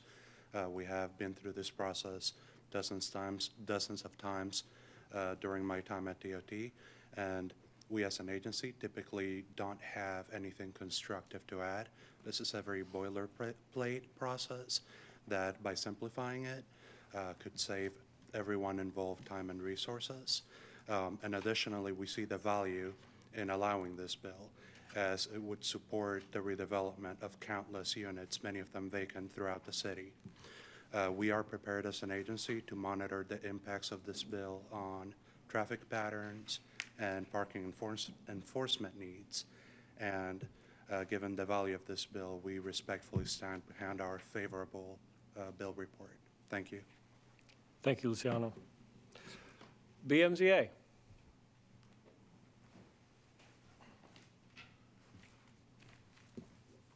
Good morning, Mr. Chair. Good morning, members of the committee. Justin Williams, here in my capacity as interim executive director of the BMZA. I stand by the report that was submitted by myself on the staff. The staff report was drafted after consultation with the BMZA members, but they didn't formally have an opportunity to adopt the report. But I do want to share what we're seeing at the board. We regularly, not regularly, we've had appeals heard for like a 2-unit conversion, modest projects, well-designed, with no opposition from the community that we've had to deny because they don't have the ability to do the conversion. It's frustrating for everybody. I've been thinking more also, as many of you know, my background as a lawyer in the land use space, but as a lawyer generally thinking about how things are going at the federal level mostly, but all around thinking about protecting individual property rights against government overreach, and thinking about when regulations that restrict liberty are justified. We should be particularly cautious about regulations that restrict fundamental property rights, the right to use your property as you see fit. The burden should be on the government here at us at the local level to show that compelling justification for when the government makes the restrictions. And the historical justifications, as some people may know, but it's worth highlighting again, don't really hold up. In the Euclid case that sort of established zoning and sidestepped the property rights taking, the Supreme Court did so by asserting some pretty odious characteristics about multifamily and renter-occupied housing. They called apartments parasites, associating them with them the moral hazards and undesirable people. Those are the justifications for why property rights could be abridged. We now recognize those as false and discriminatory. So now we're sort of left as a city and most cities across the country with the inertia and preventing property owners here from converting their homes into a duplex based on outdated practices and prejudices, not compelling public interests. That's government overreach, and this bill would correct that. Also, the evidence supports this approach. I put in the staff report just a few examples on housing costs. Minneapolis increased their supply by 12%. Rents grew up just 1%. The rest of Minnesota had a 14% rent growth. City of Portland created housing $250,000 cheaper than single-family homes. The supply matters. On the neighborhood stability argument, which has been raised by people in various forums that I've been a part of, I know that some will say that homeownership is essential for stable communities, but the research cited in the report actually challenges those assumptions. What actually predicts neighborhood stability and social trust is how long someone lives in the neighborhood, their tenure length, not whether they rent or own. The Journal of Urban Economics found that the social capital often attributed to homeownership is actually driven by duration of residence. A homeowner who stays 2 years and flips creates instability. A renter who stays 10 years builds community. The high turnover is what destabilizes neighborhoods, whether it's renters or owners turning over. And this bill increases stability by giving people quality, affordable housing options so they can stay in their neighborhoods. On the displacement argument that I've heard also, just would reiterate what has been mentioned in the staff report, that there are protections in place. There's a homestead credit, income-based credits for affordability, senior credits for fixed incomes, CHAP credits for historic preservation. These work, and there's opportunities to strengthen those if you deem appropriate. The bill's dimension standards are also strict, as shown by the map by the planning staff, that the 1,500 square feet are required for 2 units, so there's not chopping up into small studio apartments. This is sound policy, and for those reasons, we recommend approval. Thank you. Thank you, Mr. Williams. Okay, we will do some questions here from committee members for the agencies, having heard their reports. I also do want to note that I think that we have, I think it was supposed to come in earlier today, but we do have a letter of support also from the state housing department that will come around to committee members before long. We will go to the Vice Chair, Vice President Middleton, for any first questions. Thank you. Specifically, I want to try to get questions. In the presentation, I have not heard any discussion about a code enforcement plan with DOT or housing, which seems to me to be very important piece.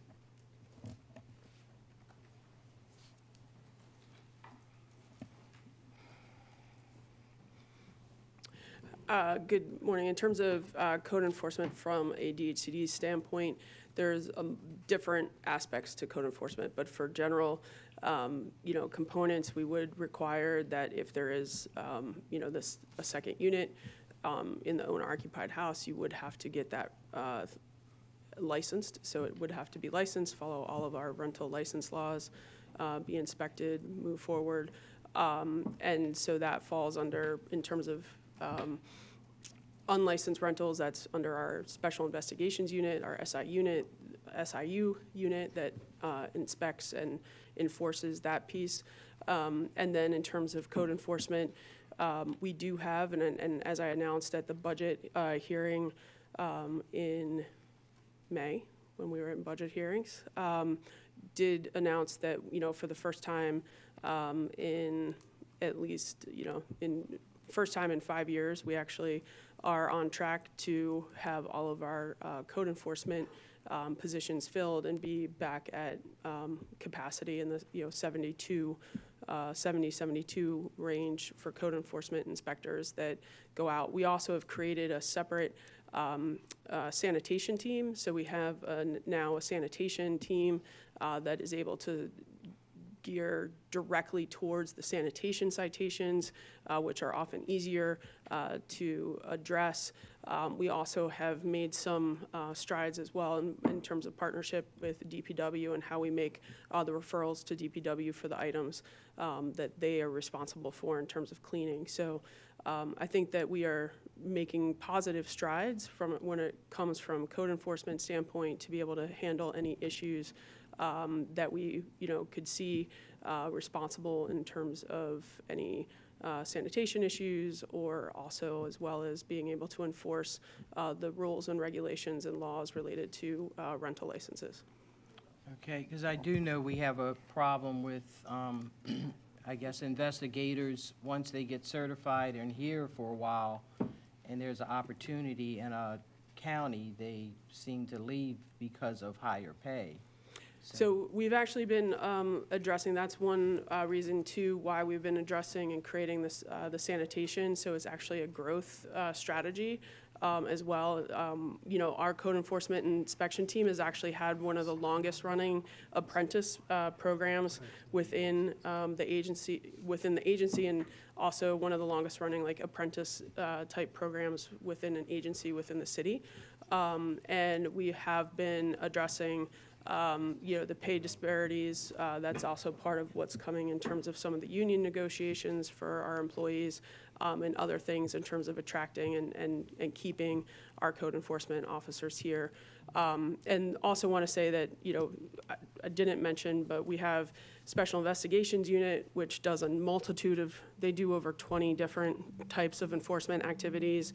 Then we have our code enforcement, our property maintenance inspectors that are out looking for any of the violation citation areas, in terms of maintenance of the property and sanitation issues. And then we also have our building inspectors that conduct the building inspections related to permits. So our code, building, architectural, mechanical, plumbing as well. And those are also, staffed, and also looking at creating a couple of additional positions in terms of inspectors there. Thank you, Commissioner. Councilman Parker. I think we may actually have a follow-up here from Councilman Yes, sorry. The Vice President, I wanted to follow up on the Vice President's fine question there. I want to start by saying we really appreciate working both with Special Investigations and regular code enforcement. We do. I'm sure all of my colleagues do, but we call you all a lot, and we get great response and really good attention to issues that we're having in the district. So thank you to you and to your team for all that. One of the big challenges in our area, I was referencing permitted conversions before and kind of the data going back a few years, but I think we all know that unpermitted conversions, unlicensed rentals, unlicensed short-term rentals, unlicensed regular rentals, and straight unlicensed conversions, unpermitted conversions that never cross through the Benton building or this building proliferate. And your team is out there trying to follow up on those and track it down.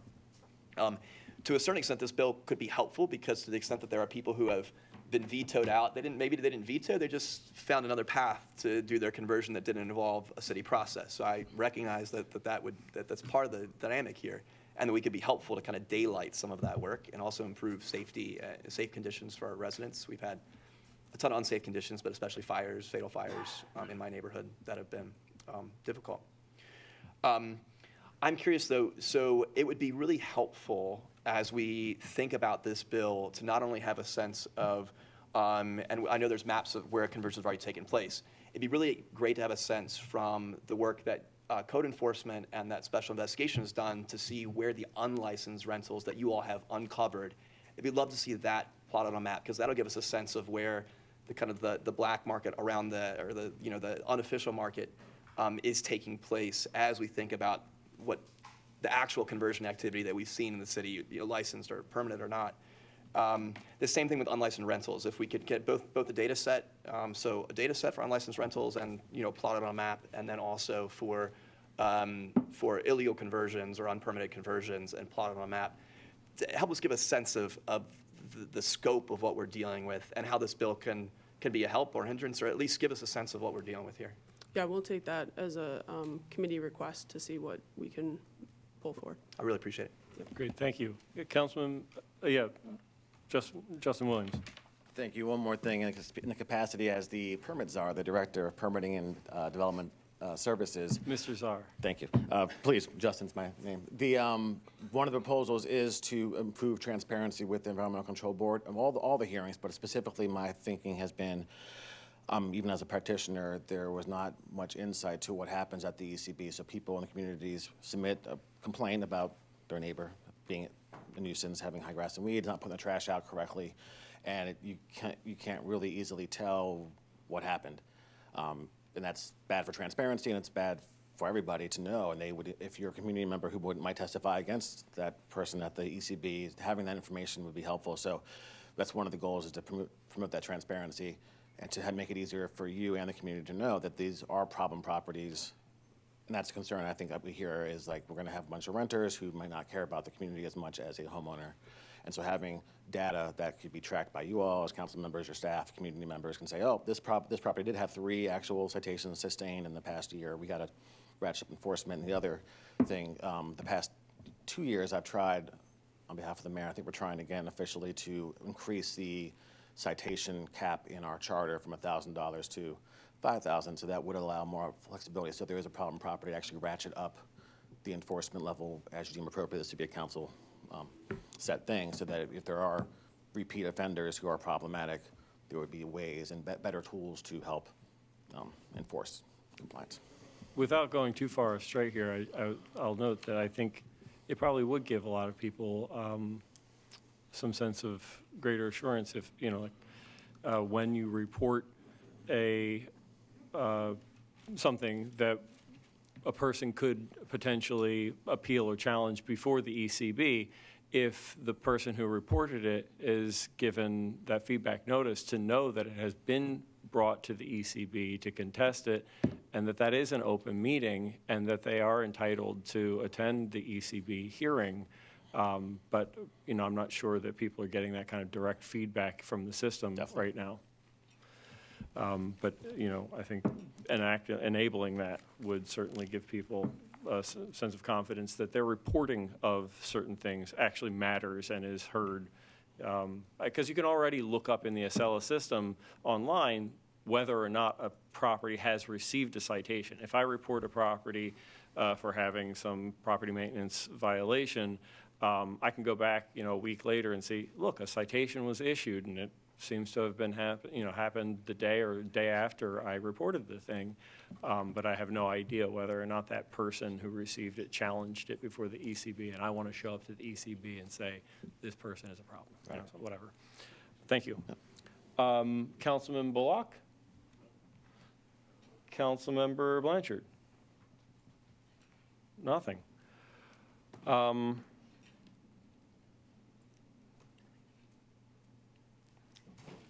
Yeah, great. You just sit, look, Yep. you just sit for long enough and somebody has something to say. Yep. Thank you, Mr. Chair. I just want to briefly flag the Planning Commission's recommended amendment to track and see what actually happens over the next 3 years. Obviously, as a strong vocal proponent of this bill, I am very confident that what we're going to see is positive. Obviously, there are folks who disagree with me. I think most of us have very shared goals, and we're disagreeing on strategy. And so I think being able to look in 3 years or whatever from when the bill, or maybe less, whenever the bill gets, after the bill passes, if it passes, and be able to say, okay, what actually happened, and is this the direction we want to be going in? I think that's a really smart move, and I appreciate the Planning Commission's creativity on that one. Thank you, Mr. Chair. Thank you. Look, having looked at some of the data on what has occurred in recent years, there's actually been a slight uptick, I think, if you look at like maybe the last 3 years in the number of conversion bills that come before the council, where I think over the last 3 years or so, we're averaging about 10 a year. But when I first started looking at this a couple of years ago, we looked at 10 years of data, and it was a 10-year-long trend of only 8 conversion bills per year coming before the council. And I take it that, you know, that is the result of certain constraints, right? That there are a very limited number of places where we allow, even by this arduous process of requiring an ordinance, only R7 and R8 to have the possibility of conversion. and that they are subject to this minimum lot area, or we're subject to a certain minimum lot area that we've changed more recently in any case. But when I first started looking at this, we had only 8 per year, and this was out of about 15,000 eligible properties in the city that met that lot area size, and of course, were of these categories that required an ordinance. And so when I look at what would become eligible through this new bill, you know, I think there's a multiplier factor of the number of properties that become eligible, and then there's also the removal of the ordinance requirement, making it arduous in every possible case. And I still think that when you look at what has occurred in other places, and when you look at these numbers, you know, we're not going to go from 8 to 1,000 conversions in a year, right? That's just like, there's no world in which that's likely. We might go from 8 to 25. We might go from 8 to 50.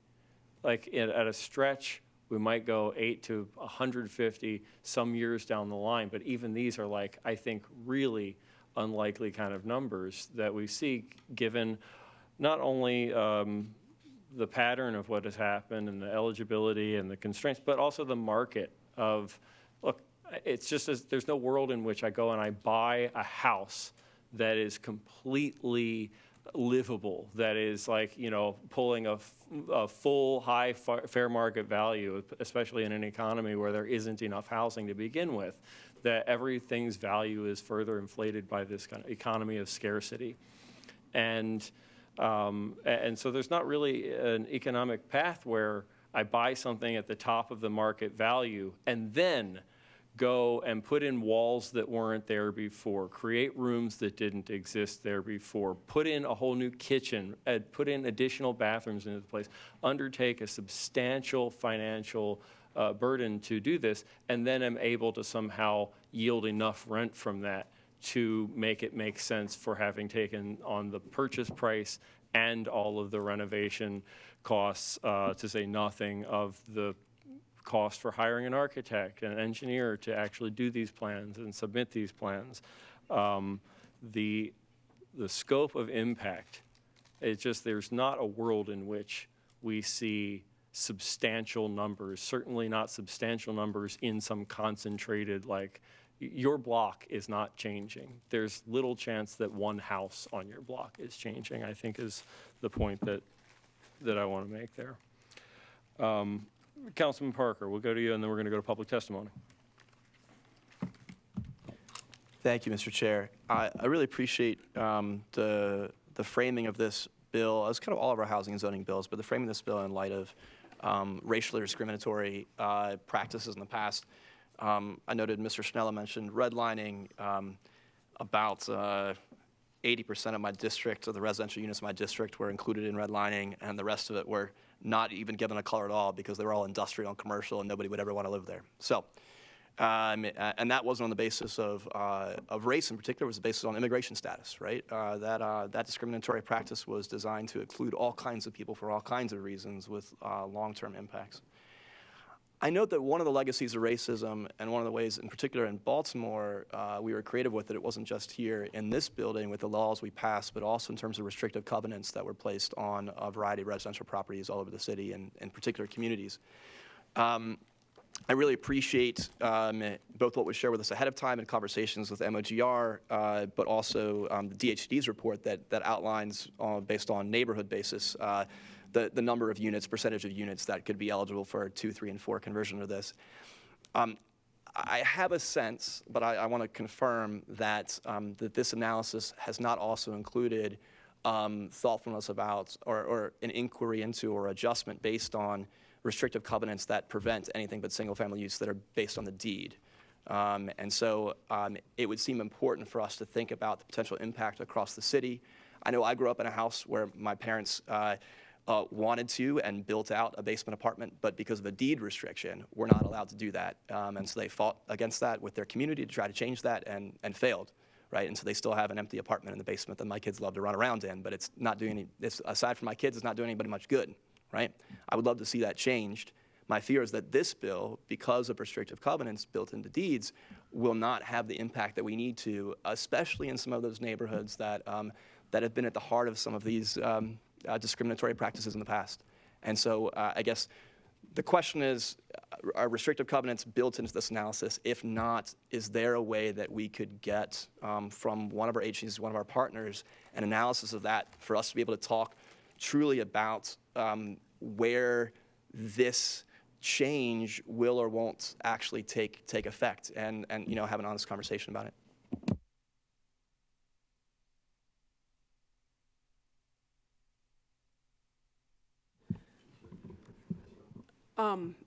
So no, I would need to double check with my team that put together the maps that were shared in the report and that were shared with the council, that that was not done based on restrictive covenants. That was done based on the zoning structure, the zoning subsets. So I really appreciate that. And I mean, I asked the question knowing that I think it's a really important question, and also not knowing how feasible, realistic it is for us to analyze that data. And so I'm looking at the smart folks who work with data all the time to say, I mean, I would make that a request. I think it's a really important part of our ability to analyze this, especially given the kinds of historic injustices we're trying to correct. And so is that something that we could generate?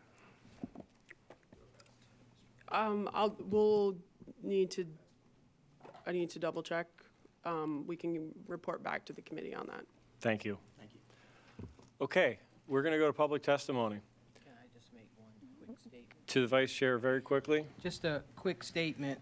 Keep in mind with all of this, as we're finding, data seems to be very important. It is very important because the average person is busy, you know, paying their mortgage, working to pay their mortgage or their rent. They're not in depth of dealing with land use issues as we are here. So just a note to remind you that we need to make sure we have these types of in-person meetings with community leaders in our neighborhoods. This is a way you answer the questions up front and personal. It was a process that was used, a successful process in Transform Baltimore, and I think it's a way to continue to work on that trust between government and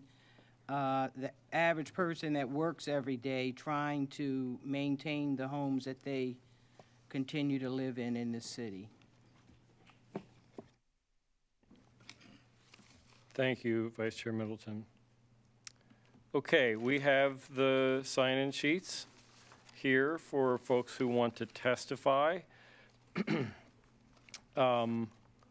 We also have people signed up to testify online.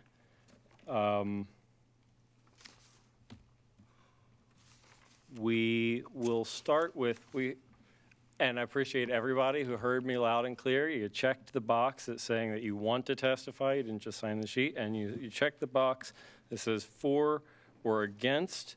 All but one person checked one of those boxes, but does want to testify.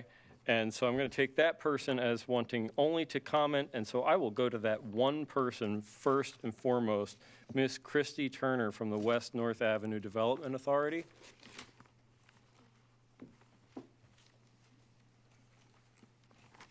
You have comments? Great. I think, can you hear me? Yes. Okay. I think it's afternoon now, so good afternoon, Mr. Chair and members of the committee.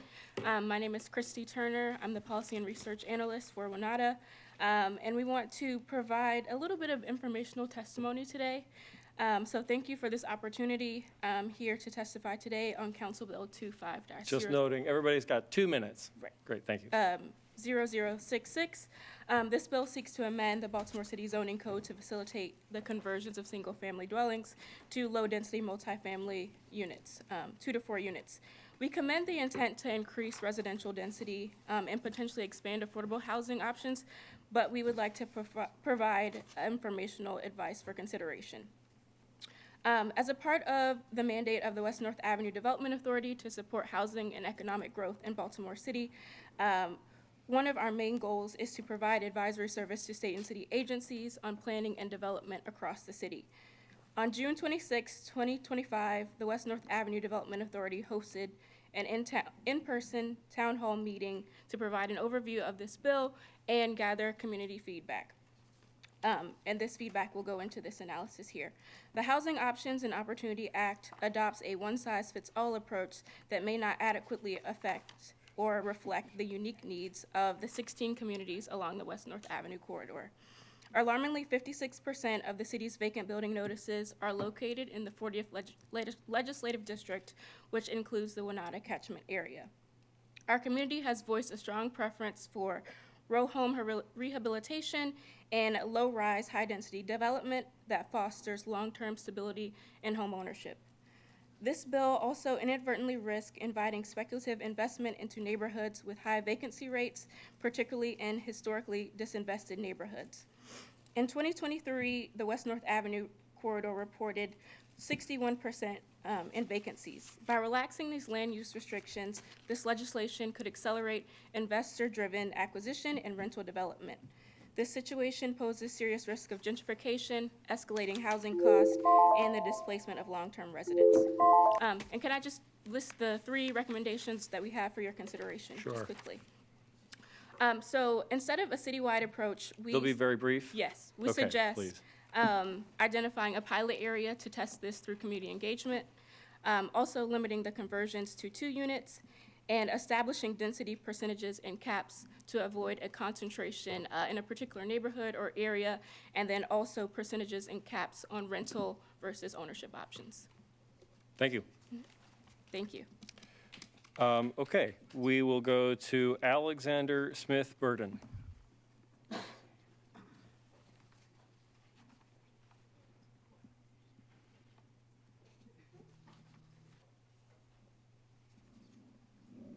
And as you come up, just state your name for the record. Hit that button on the right there. Folks, we can just leave this on. You don't have to turn it off as you step away. You have 2 minutes. Good afternoon. My name is Alexander Smith Burden. I put myself down as against the bill. I am for having more dense housing, but I believe that there needs to be more protections first. This is titled the Options and Opportunities Act, but I do question who the opportunities are for. Unaffordability is on the rise in the city, and people are living paycheck to paycheck. We have many and mostly renters.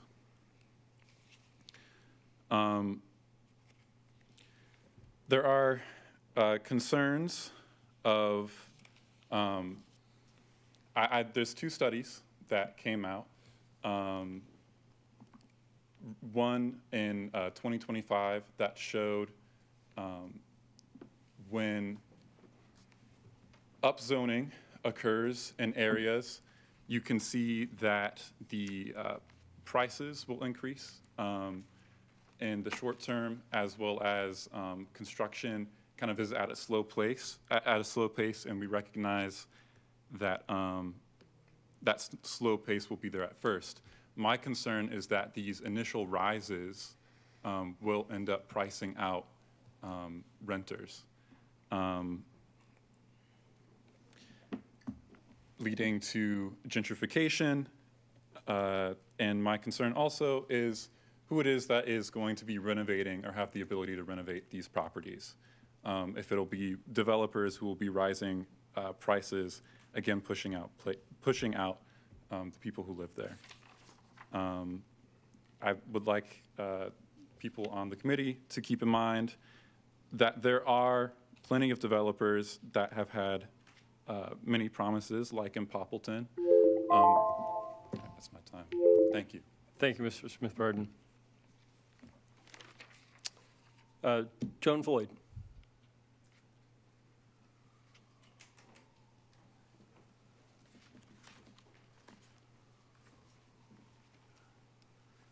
Is this on? Yes.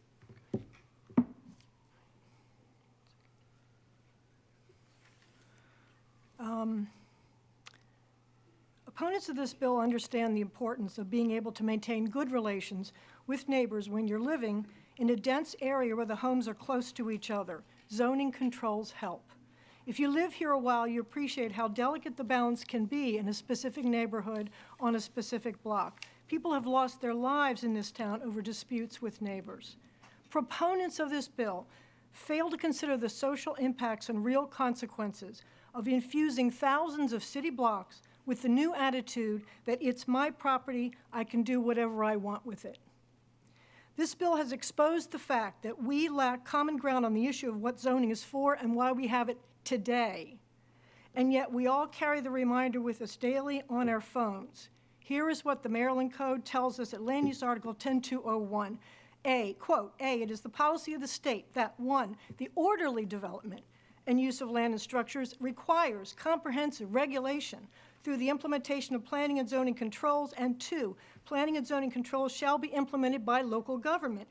B, to achieve the public purposes of this regulatory scheme, the General Assembly recognizes that local government action will limit the business enterprise and competition by owners and users of property through the planning and zoning controls set forth in this title and elsewhere in the public general and public local laws, end quote. I have not heard the proponents of this bill use the word orderly or embrace regulation or controls. They want to flip a switch and disrupt the order. They want to replace regulation with deregulation. Please trust us when we say you do not want a city in which every residential property owner has the attitude that it's my property, I'm going to do whatever I want with it, I'm going to make whatever money I can from it. You do not want that future. And I also want to add that I object to holding this hearing without the required notice for comprehensive upzoning. Thank you. Thank you, Carson Ward.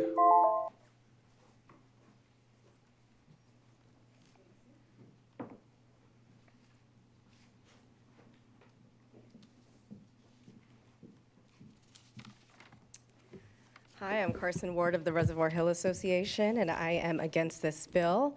So Baltimore just recently announced that there was a New York real estate group of investors who basically incited a foreclosure crisis, and they were able to do this because of the lack of protections, the weak housing code, the lack of enforcement, DHCD being weak, and that really hurt Black communities.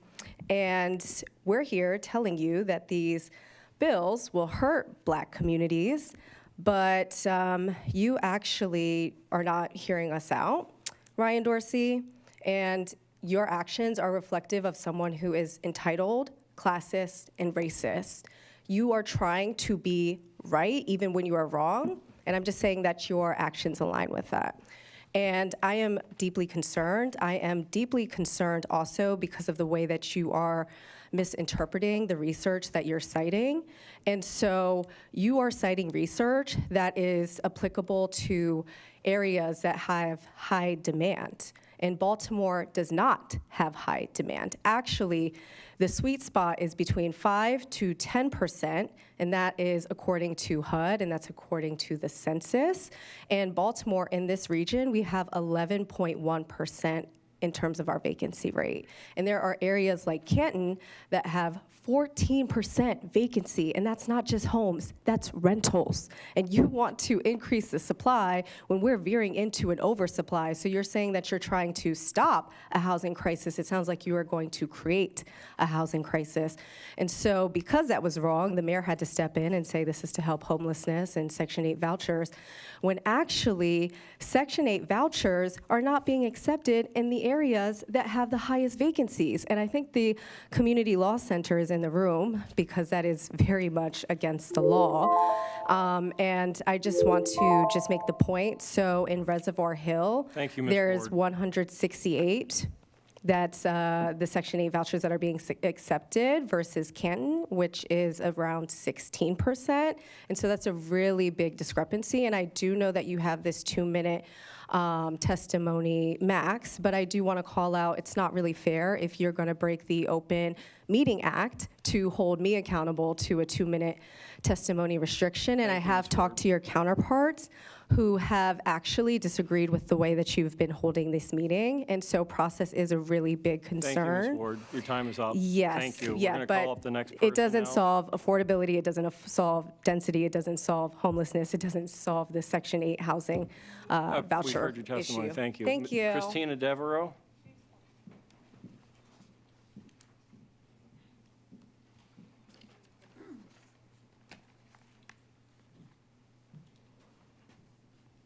Hi. Can you hear me? Sure. Yeah? Yep. Hi. Yep. Hi. My name's Christina Shopper Devereaux. I'm an urban planner and an attorney at Community Law Center. Community Law Center opposes this bill for 3 reasons. First, the process behind its drafting and introduction has been obtuse. As the Law Department notes, widespread zoning, especially in combination with the other bills in this package, may well be found by a court to constitute comprehensive rezoning, which under Maryland Code requires thorough studies and processes, none of which have been undertaken. Second, this bill does nothing to address the fact that housing in Baltimore is too expensive for Baltimoreans. It does not increase housing affordability, as its proponents purport. It increases density. Some argue that an increase in density and supply will result in a decrease in rents. They point to Minneapolis's 2019 comprehensive rezoning package, which significantly was the result of years of public engagement with residents. While DHCD's memo cites one Pew article that makes vague assertions about affordability, the academic research in Minneapolis and other cities is mixed, with recent articles in the Journal of the American Planning Association and elsewhere showing that, at best, increased supply might correlate with slow rent growth in some markets when accompanied with government intervention, and at worst, unregulated increased market supply can result in rent increases for all but the highest income quartile. The Federal Reserve Bank of Minneapolis published a report in August of this year showing that based on national comparisons, Minneapolis's slowed rent growth is the result of low demand, not increased supply. In fact, Minneapolis's rents increased in the 4 years following its comprehensive rezoning more than the rents in all but one of 126 other jurisdictions nationally. While some have alluded to this bill addressing the needs of the missing middle, it is unclear how upzoning will result in more housing. For this demographic, the courted demographic seems to be young professionals who will live in one-bedroom apartments and help grow the city. This brings me to our third reason for opposition. This bill compounds rather than resolves Baltimore's racist real estate landscape, loosening regulations for for-profit developers and absentee landlords, and inciting the economic shock of increased land value to the benefit of REITs, not of residents in the neighborhoods of Baltimore that are already some of the most dense neighborhoods in the state, is not undoing harm, it is compounding harm. I just want to mention one thing. I spoke yesterday with a lifelong Baltimorean, a Black woman in East Baltimore, who is really upset about the possibility that speculative housing developers may buy the properties on either side of her R8 home to build units up to the lot line for students, blocking her light. Her concern for her small home and for her community that has been redlined, subject to urban renewal, preyed upon by lenders, and is now piquing the interest of investors is a valid and real concern. Mike Hardy? Just state your name on the mic for the record. Mike Hardy, Vice President, BHN, Brewers Hill Neighbors. First, I want to begin by thanking Councilman Parker for engaging in a dialogue with our community and also communities across the Southeast and the rest of Baltimore. We appreciate the communication. You know, I've learned a ton here listening today, and while I appreciate the mayor's creative framing of this bill, I find it disingenuous. Obviously, we're in opposition of this bill in its current state. What it seems is that we're supporting a diminished living standard. We know that in the United States currently, everyone is battling affordability. So let's attack that problem head on. We've all seen the videos of young people in New York City in their closet apartments that they're paying $3,000 a month for. In Baltimore, we have a blank canvas. We have vacancy, we have room. Let's take advantage. Let's not cower to the market, let's set it. Let's set a new standard of what's available for the upcoming classes. Regardless of your socioeconomic status, you should be able to come and own a home. It doesn't need to be something gargantuan. I live in an 1,100 square foot row home with my daughter, and it's plenty. Thank you so much. Thank you, Mr. Hardy. Patrick Jenkins. Good afternoon. My name is Patrick Jenkins. I'm a Baltimore City resident, District 11, and an affordable housing attorney. I oppose this bill in its current form. First, the equity issue. Wealthy, predominantly white neighborhoods like Roland Park and Guilford are effectively exempt because of private deed covenants. State law enforces those covenants, and historically, black homeownership neighborhoods without covenants will bear the full impact. That's disparate impact by design. Second, this is a handout to developers and investors. Baltimore's homeownership rate is 47% and declining. This bill makes it easier for outside investors to outbid families and convert homes to market rate rentals. We should be protecting and empowering people in Baltimore, not making it harder. Claiming this protects grandma's house or empowers homeowners as landlords is a bit of a straw man. We already have community ownership models such as community land trusts and co-ops that solve that problem and empower residents. This bill doesn't support these models. It gives the advantage to outside investors. Third, the legal risk. The Chief Solicitor's written report flagged that this could be challenged as requiring comprehensive rezoning procedures. That's low-hanging fruit for a challenge. It's going to be an unforced error and cost the city money. I hear the potential benefits, and I'm excited about them just as you are, but you're changing the math for home values and home ownership in a way that incentivizes outside investors and corporate ownership. We have the tools to lock in these benefits, but the bill is not using them. The solution, Baltimore already has a pilot model, the payment in lieu of taxes or the property tax exemption, and where developers get tax breaks in exchange for recorded extended use agreements ensuring affordability. This bill should require the same. New units should either be owned by nonprofits, community land trusts, or co-ops, or be subject to recorded affordability agreements as a percentage of AMI for 10, 20, 30 years, just like the pilots. So please, don't give away this upzoning without affordability requirements. Amend the bill or oppose it. Thank you. Thank you. James Prost.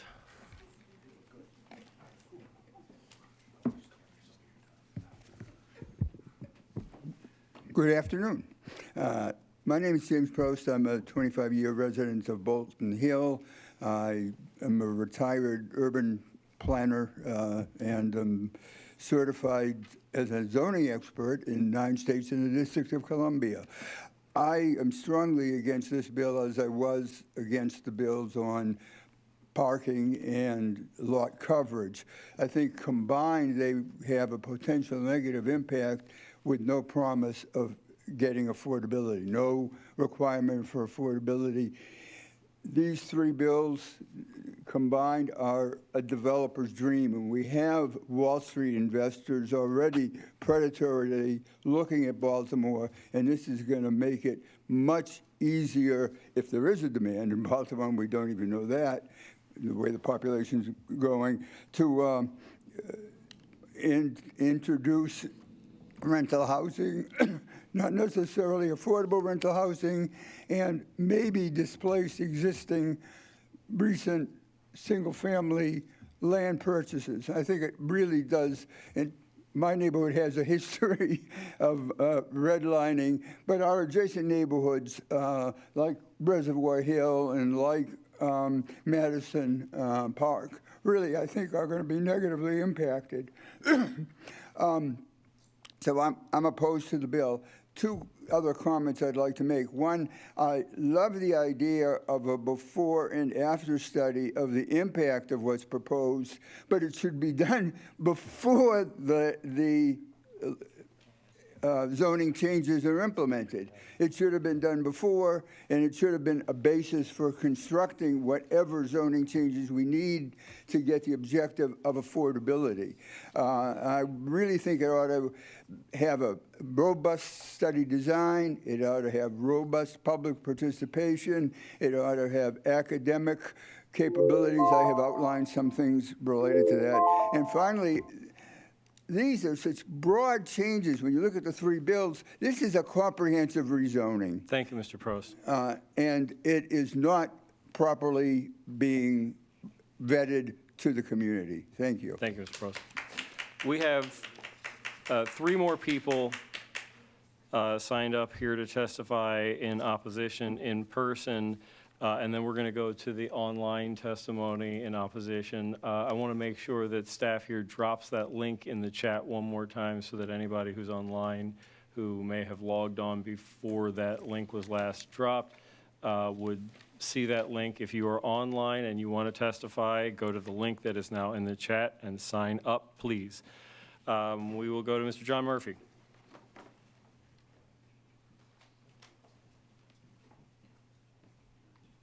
Thank you, Mr. Chairman. I introduce myself as a highly satisfied constituent of Sharon Middleton. She's been a wonderful representative for my neighborhood, and I'm very grateful. I'd like to make 3 quick points. First, I lived through Transform Baltimore. I actually lived through the 1971 zoning. Those were comprehensive zonings. And this is, in effect, a comprehensive zoning. It's far greater impact than Transform Baltimore was, believe me, far greater. In Transform Baltimore, we had neighborhood meetings. I remember going out to a neighborhood meeting at high school, Poly Western. And everybody was there, the council people were there, and explained it. We haven't had these neighborhood meetings here. Secondly, we haven't really focused on the value of single-family neighborhoods. Believe me, they're great value. People want them. That's what the majority wants. Zoning is grassroots. That's what people want. Third, under the existing law, there's permanence to that single-family zoning. You know why?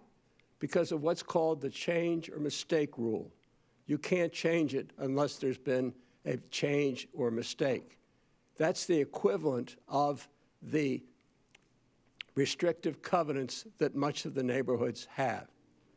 If you take away the single-family zoning, you're eliminating that permanence. You're letting the only people who have permanence on their neighborhood be in Guilford, Homeland, or Roland Park. The inequality of that is outstanding. Thank you very much. Thank you, Mr. Murphy. Jody Landers.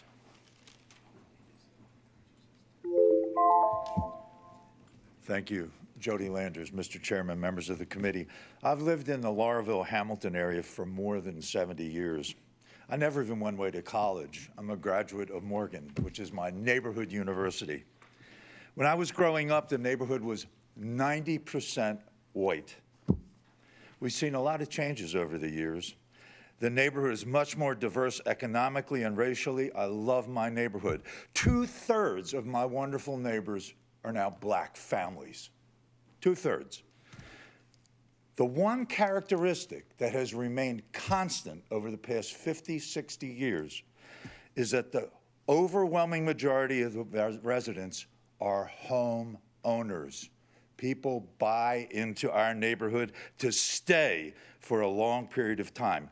And the single-family zoning, which this bill effectively eliminates, is the primary reason that single-family homes were available to purchase. This bill will reduce home ownership in many stable, affordable neighborhoods throughout the city by opening the door to investors, absentee landlords to buy up the most affordable properties and build 4 units or convert them into multifamily rental units. Home ownership in the city has already declined below 50%. This bill will only accelerate that decline. Home buyers, and I speak from 35 years of experience in the real estate business, cannot compete against investors who offer cash deals, quick settlements, no contingencies, no home inspections, no bank appraisal, and they pay all of the closing costs. Home buyers cannot compete against that kind of competition. To make matters worse, no serious consideration has been given to how this influx of new 4-unit buildings and conversions will stretch other city services and infrastructure. Housing code enforcement is already seriously deficient, and the building permits division is a mess. Thank you, Mr. One last Landers. thing, you have to hear this. Everybody is talking about conversions. What no one is talking about is, under this bill, any residential property on which a single-family dwelling can be built can be purchased and a new 4-unit dwelling can be constructed. There is nothing prohibiting that. So you have a property, somebody can buy that property. They're not going to convert it to 2 units. They will tear it down and build a 4-unit structure, which under this bill and in companion with 64 allows for a larger footprint, smaller side yards, and more lot coverage. So please slow down. You are adopting a bill that's going to be a catastrophic negative effect have a catastrophic negative effect on many neighborhoods in Baltimore City. Thank you. Thank you.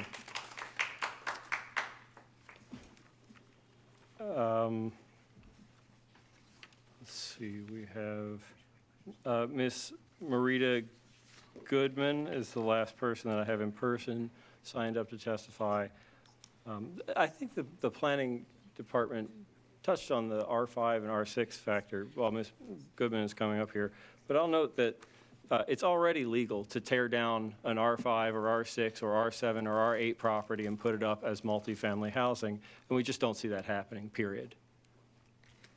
Ms. Goodman. Now it'll be in all zones. Okay. Before you start my 2 minutes, just Ma'am. want to know, did you all get, I did send my testimony in, but I wasn't sure if it got there because my computer said it got there like 3 a.m. If you have, okay, we don't have all of the written public testimony in front of us at this moment. We're not voting on the bill today. Okay. It is a large bill file of written public testimony. But you'll Don't- see it But we will see it in the bill file. It will be provided to us. Don't feel necessary To to read repeat the things or read the public testimony you've submitted. If you have additional remarks, we'd love to hear them. Okay. Yes, and I know we've received communication from you. All right. Well, Ms. you know- Goodman, you have 2 minutes. Okay, Marita Goodman, Garwin Oaks, District 6. I just wanted to say that we are opposed as a resident and president of Garwin Oaks United Neighbors Association. We are opposed to this bill, and I noted certain things in my testimony, but I'll just bring these things up because a lot of them have been mentioned. We feel it undermines homeownership and neighborhood stability in the city. By allowing this bill will reduce homeownership opportunities, especially for first-time and low to moderate income home buyers. They just don't have the resources to compete, as we just said, against investors. And I don't know, it's great that you all go out in your own neighborhoods, but I think one thing I would like to say is that I think that the council should take a field trip at least twice a year to everybody's district, because this really impacts a lot of districts, especially in District 6 and West and Northwest Baltimore. They are buying these houses and converting them. We have seen conversions, yes. It weakens Baltimore's neighborhood's uniqueness. Allowing this bill as a right in communities alters the unique residential character and nature of these neighborhoods. As was said last time, we're not a cookie-cutter city. I have people come to our tables that live in Baltimore looking for single families, looking for ground around it. They're looking for specific things, and that's why people buy. When you buy a house, you're not just buying a house, you're buying the neighborhood and the character and the amenities of that neighborhood. But this bill will change that and makes it harder for us to promote Baltimore, which is kind of hard anyway. Undermines years of investment, city investment in homeownership. I'll just say this, for the last 25 years or more, Baltimore has invested millions of dollars in organizations like Live Baltimore, like Healthy Neighborhoods, like a lot of our associations to promote home ownership. Even the mayor in a newspaper article when he was elected said that one of his main goals was increasing home ownership, especially home ownership in black home, for black home ownership, and this bill does not really do that. The last thing I'll just say is that hopefully what Perry, since I said before, is that this could be slowed down and have more community investment. I also am old enough to say that I was at Transform Baltimore. That was like an event. That was a city event. And people were able to go around, put the little dots on the wall, and talk about what these things is. And this, so I'll just say that Garwin Oaks United Neighbors voted in July to oppose this bill. And that's an association. So I ask that the committee members to consider these issues that I mentioned and in my statements that hopefully you got, and vote no on this bill. Thank you, Ms. Goodman. Thank you. Mhm. We will go to online testimony now for those who have signed up in opposition. We have first Ms. Pryor, Keandra Pryor. We will go to you first. I think staff is going to enable you to unmute yourself, or, yeah. Can you hear me? Yes, you have 2 minutes, Ms. Pryor. The market seeks profit despite any negative externality, predation, or human rights violation, save intervention by our government. We are seeing this today, and we saw it during the 2008 housing crash. Our communities in the Black Butterfly are still recovering from mass foreclosures that caused the mass vacancies that we see today. Without any improvements, the mere conversion creates a market value in and of itself. A building being converted to a multifamily creates a new exchange value on the housing market because of its ability to create a perpetual source of income that we call rent. This is a potential value without any changes to the building itself. People seeking housing in Reservoir Hill are now in direct competition with those who hold real estate portfolios. Housing for them are commodities to be traded, leveraged, and dumped when no longer creating value. But today, the mayor's office and Councilman Dorsey are trying to convince the public that there is no difference between rent-seeking landlords and individuals housing multiple generations of their own family. This is an argument that not only the biggest proponents of capitalism would make. Over 70% of our families in Reservoir Hill live in multifamily buildings. Our community is dense. Our homes have been converted into multifamily since World War II. Using the supply side argument, the recent addition of 120 homes in Reservoir Square should have driven down the value of single family homes in our community, yet the opposite has occurred.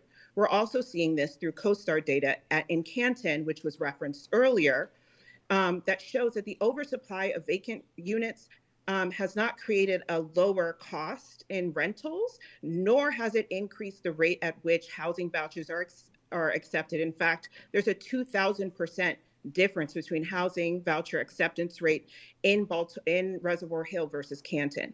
Our families are not seeking perpetual rent contracts that change year over year and create a never-ending cycle of housing instability, but access to their own home, whether it be a single family or a multifamily unit. Thank you, Nothing Ms. in this Pryor. building supports that path. Thank you, Ms. Pryor.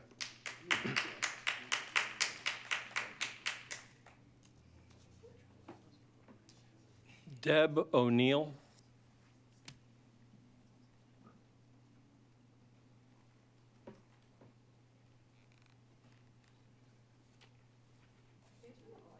Ms. Hi, O'Neill. I think Hello, they Ms. must O'Neill. You have 2 unmuted me. minutes. Yeah, thank you. So I am speaking today on behalf of 19 of my neighbors here in North Ridgely's Delight who oppose this bill. I want to start by thanking Councilwoman Middleton. I totally agree with everything that you said, and I thank you very much for taking the stance you have said. I do want to talk a little bit about the process, which other people have spoken about. But just so you know, in our neighborhood, what we have been reduced to doing is calling one another and speaking to one another and educating one another on this bill, and then doing our own community grassroots effort to speak to you all about how we feel. For a bill this important, that is not how this should be done. I've heard repeated requests for data that should have been available and considered before the bill was even drafted. And I am concerned because I did not get a chance to review the zoning report that dropped late yesterday in its entirety, but I noticed that it talks about the percentage of houses that could be affected and developed into 4-unit properties under this bill.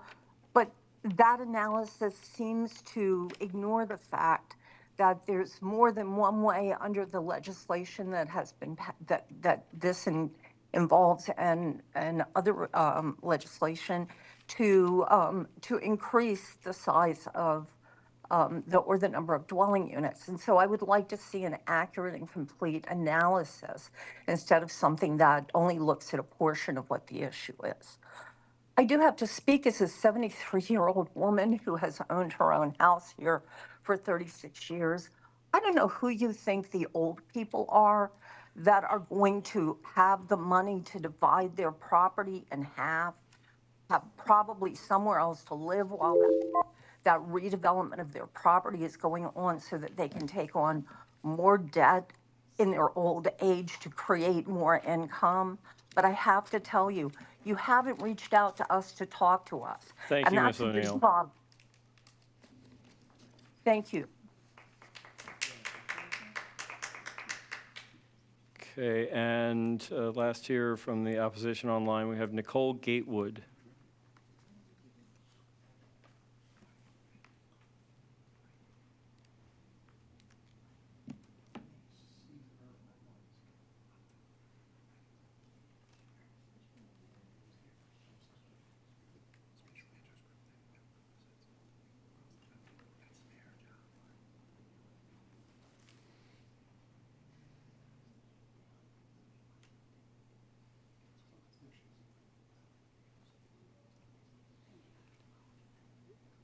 Tony?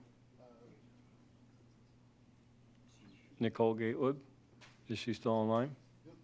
I'm here. Can you hear me? All right, great. Yes, we can hear you, Ms. Gatewood. You have 2 minutes. Thank you. Good afternoon, Chairman Dorsey, members of the committee. On behalf of the Hillsdale Heights Neighborhood Association and myself, I urge you to reject Bill 2566, or at a minimum, halt it until you have real data, an opportunity to provide adequate notice, and a process that honors the people who are here today, the Baltimoreans that we call Charm City, the very name that our mayor named his child after. Notice of this bill was at best insufficient and wholly deficient. Article 32 requires you to consider notice, public welfare, and consistency when adopting plans. Part of the process is the law. It's how you protect the people who live here. There has not been sufficient notice. We have had 2 open meetings. I attended both with our mayor. We were not permitted to speak on one unless selected, and we had no opportunity for community input in the second. I also attended the Planning Commission hearing, and I also provided testimony there. I can tell you wholeheartedly, Chairman Dorsey, that notice and opportunity for community involvement has been lackluster and insufficient. In R1 zones and Black and brown neighborhoods, this is not gentle density. It is the home of redlining and disinvestment. Those same communities are being used as a test lab today for this experiment. We've talked about 3 years from now having feasibility studies and follow-up. Those are after the fact. The damage will be done. We don't have the numbers. We will create the data. Questions have been posed here today multiple times, and we've heard that the different departments and agencies will get back to us. They've been getting back to us since we had our first conversation, and we've yet to hear the data that we need. That's not planning, that's gambling with other people's homes. So who is this bill really for? Without affordability requirements, serious enforcement, data, and true studies, the only positions player to buy and convert are going to be absentee landlords, well-capitalized developers, and families who have stayed here through the lean years and held the city together. As a daughter of Baltimore, I implore you to slow down, to take the time to explore it, and to do the right thing for Baltimore. Thank you, Ms. Thank Gatewood. you. Okay, we will now go to folks here in person in support. We will begin with Will Fetter.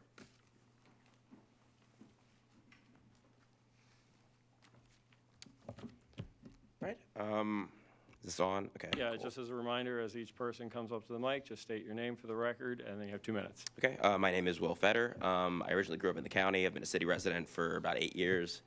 My great-grandparents settled here in the beginning of the 20th century in Fells Point, Easterwood Park, what's now an industrial area around like Brooklyn, Curtis Bay. And I want to testify in favor of this bill because I'm a renter. I just signed a lease for a 2-bedroom unit, about $1,600. That's a good deal right now for a 2-bedroom unit.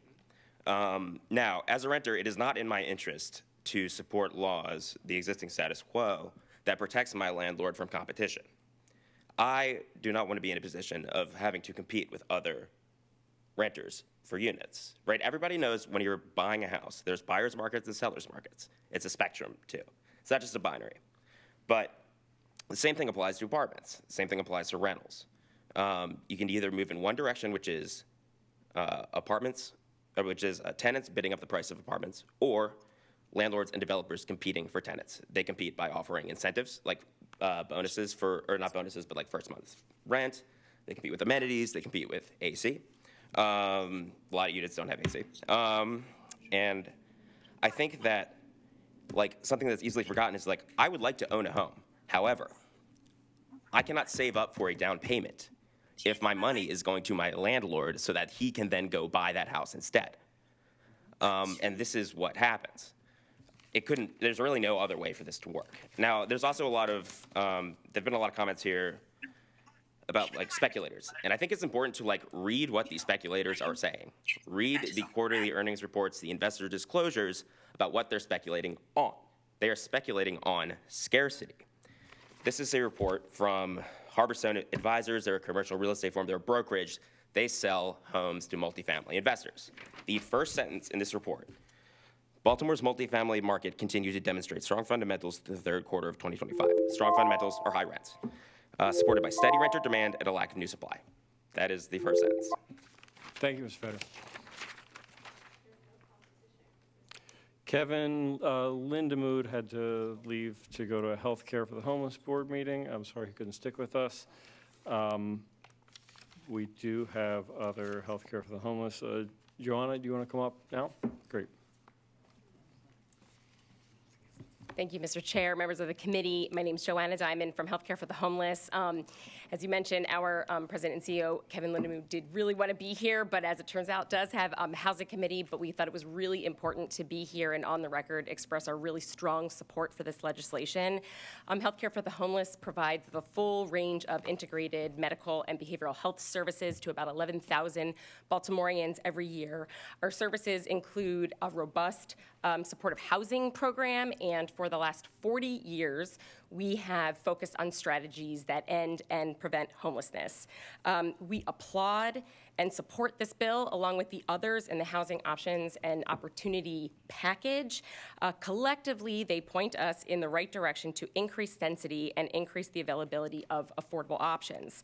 Nowhere in Baltimore can a person earning minimum wage afford a market rent efficiency apartment. A family earning twice the minimum can't afford a 2-bedroom home at market rate. The Congressional Budget Office found that for every $100 increase in median rent, homelessness increases by 9%. By increasing options and affordability, we can do more to strengthen families and prevent homelessness before it happens. Thank you very much. Thank you, Joanna. David Bjorndalen.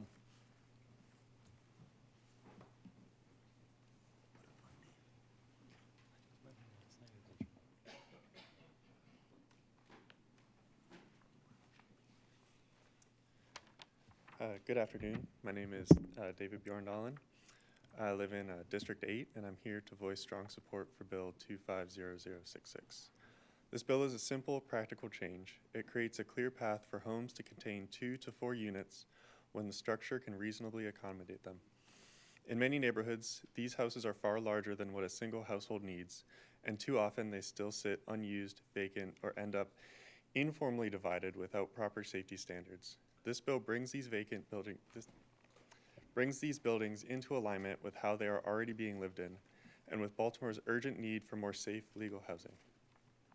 By unlocking more legal, code-compliant housing, This bill will help stabilize blocks, support aging homeowners who want to create rental income, and gives renters more options in walkable transit-rich areas, all without changing the physical character of our neighborhoods. Baltimore needs more housing choices, not barriers. This bill is a responsible, low-impact step toward a healthier, more affordable, and more inclusive city. Thank you. Thank you, David. Omar Hamza?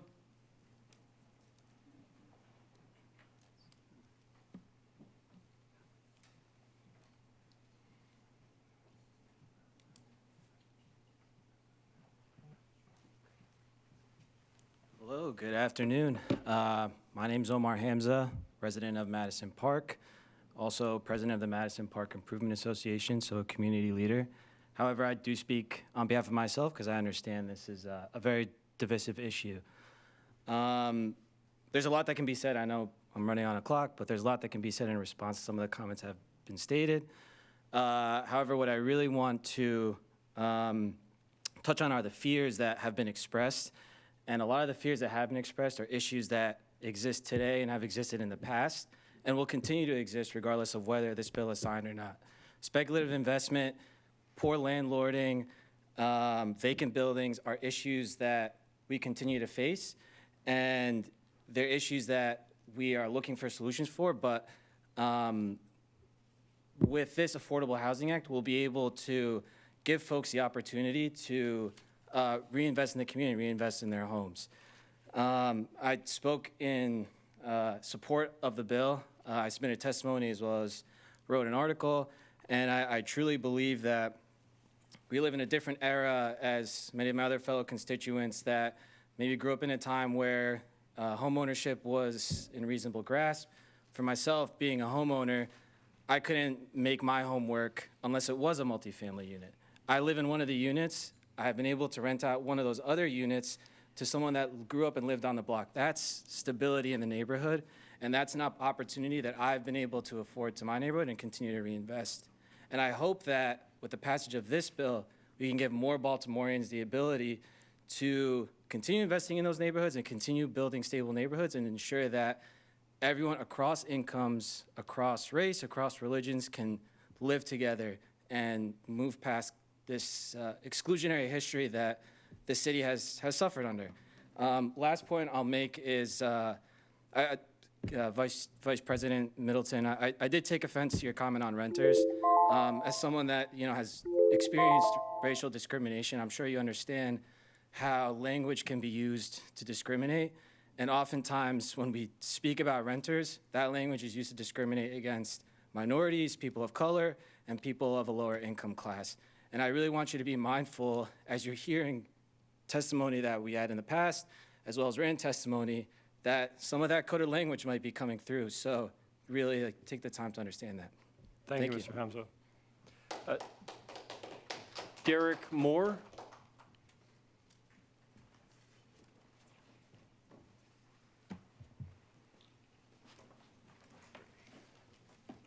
All right, good afternoon. Okay, my name is Derek Moore. I am a homeowner in the Central West Baltimore neighborhood of Madison Park and a former renter in Upton on Pennsylvania Avenue.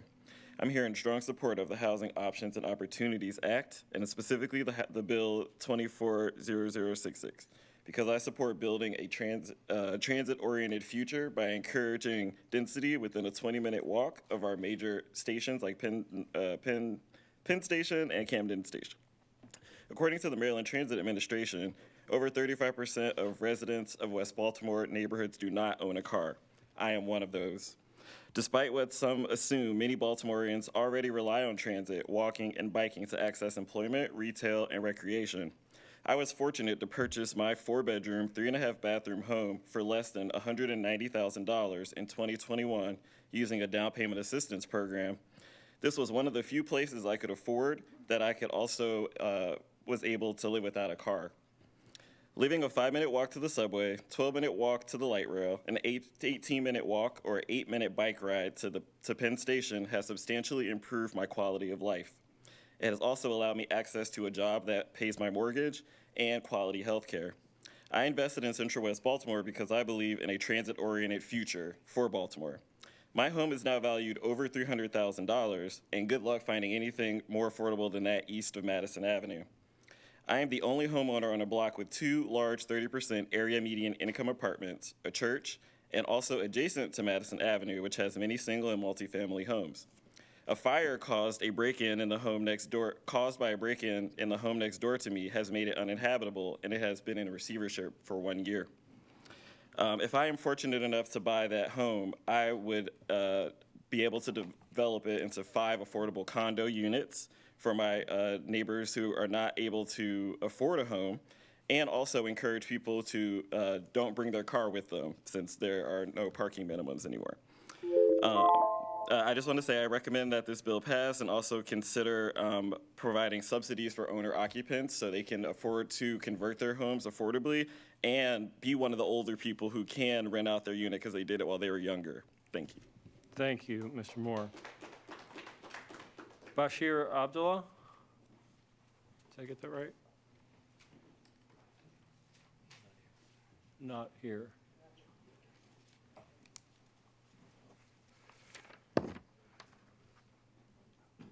Kelly Simners.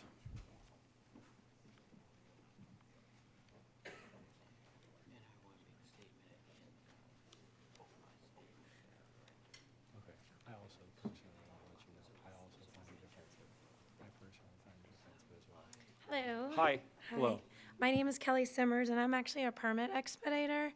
I'm here to testify in support of the Council Bill 25066. There's a property on Reisterstown Road that my client was actually sold under false pretenses. She was told that the property was legally permitted as a multi-family dwelling, and in fact, it was not. It is it's supposed to be a single family. My client bought the property being told that and hired me to get all the proper use and occupancies for her to get her licensing. And then when that happened, she was denied because obviously that's when she found out that the previous owner had lied to her and didn't do all the proper paperwork and everything that was made to happen for the property that they had to be legally zoned and permitted. So we've been going through this vigorous process for over a year because right now it currently has 3 tenants in there right now, thinking that they're legally allowed to be in there. And she cannot bear to have to tell them that they have to leave their homes that they've been lived in years for, because of a previous owner's negligence. It's actually great renters that take care of the property and pay their everything on time. She has no problems with them. Like I said, we've been trying for over a year through the zoning process to get the dwelling zone correctly, and we're still trying to do so, hence why I'm here today. This bill would help my client and our long, rigorous process to get here properly legally zoned, and therefore the proper use and occupancy permits as well. My client is trying to do the right thing with her property for the city. She would actually like to try to purchase more properties in the city and wants to make sure all the future properties are legally zoned and permanent as well, and is looking to make sure they're very well taken care of by proper renters. Instead of like the previous owner who did things illegally, and I'm sure that there's a lot of other properties out there illegally done. So this bill would greatly help her and everyone else. Thank you. Thank you, Kelly. Mike Stepanek. Okay, great. Luke Siegler.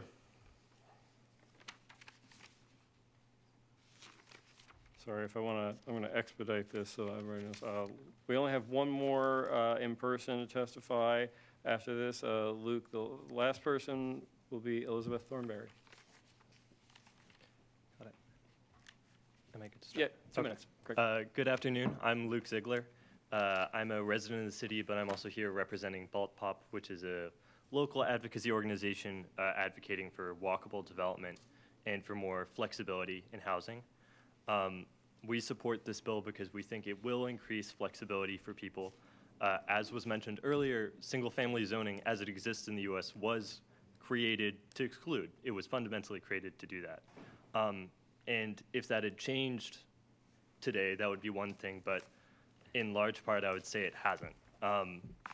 Current housing works for a lot of people. There are obviously many great neighborhoods across Baltimore where people are very happy with their homes, but there are other people that it doesn't work for.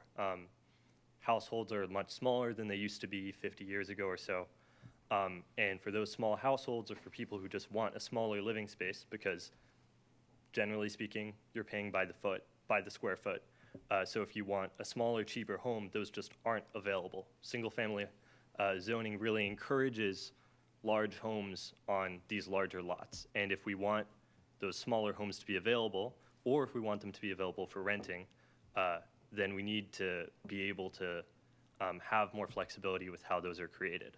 I do want to stress, like was said earlier, that when we're discussing equity, it is important to talk about options for renters. I'm a renter, and of course, renters are disproportionately low income. So having options for that group is very important for the health of the city. There's obviously issues that this bill doesn't address, like, as was mentioned before, code enforcement, the continuing existence of covenants in some of the most exclusive neighborhoods of the city, and those are pressing issues that I really hope that the committee and the council will consider. But I think that this bill is a start towards offering more flexibility and hopefully making it easier to address those very important issues in future. So, thank you. Thank you. Liz Thornberry. And then after Liz, we will go to testimony online. We have just 5 people signed up to testify and support online. You have 2 minutes.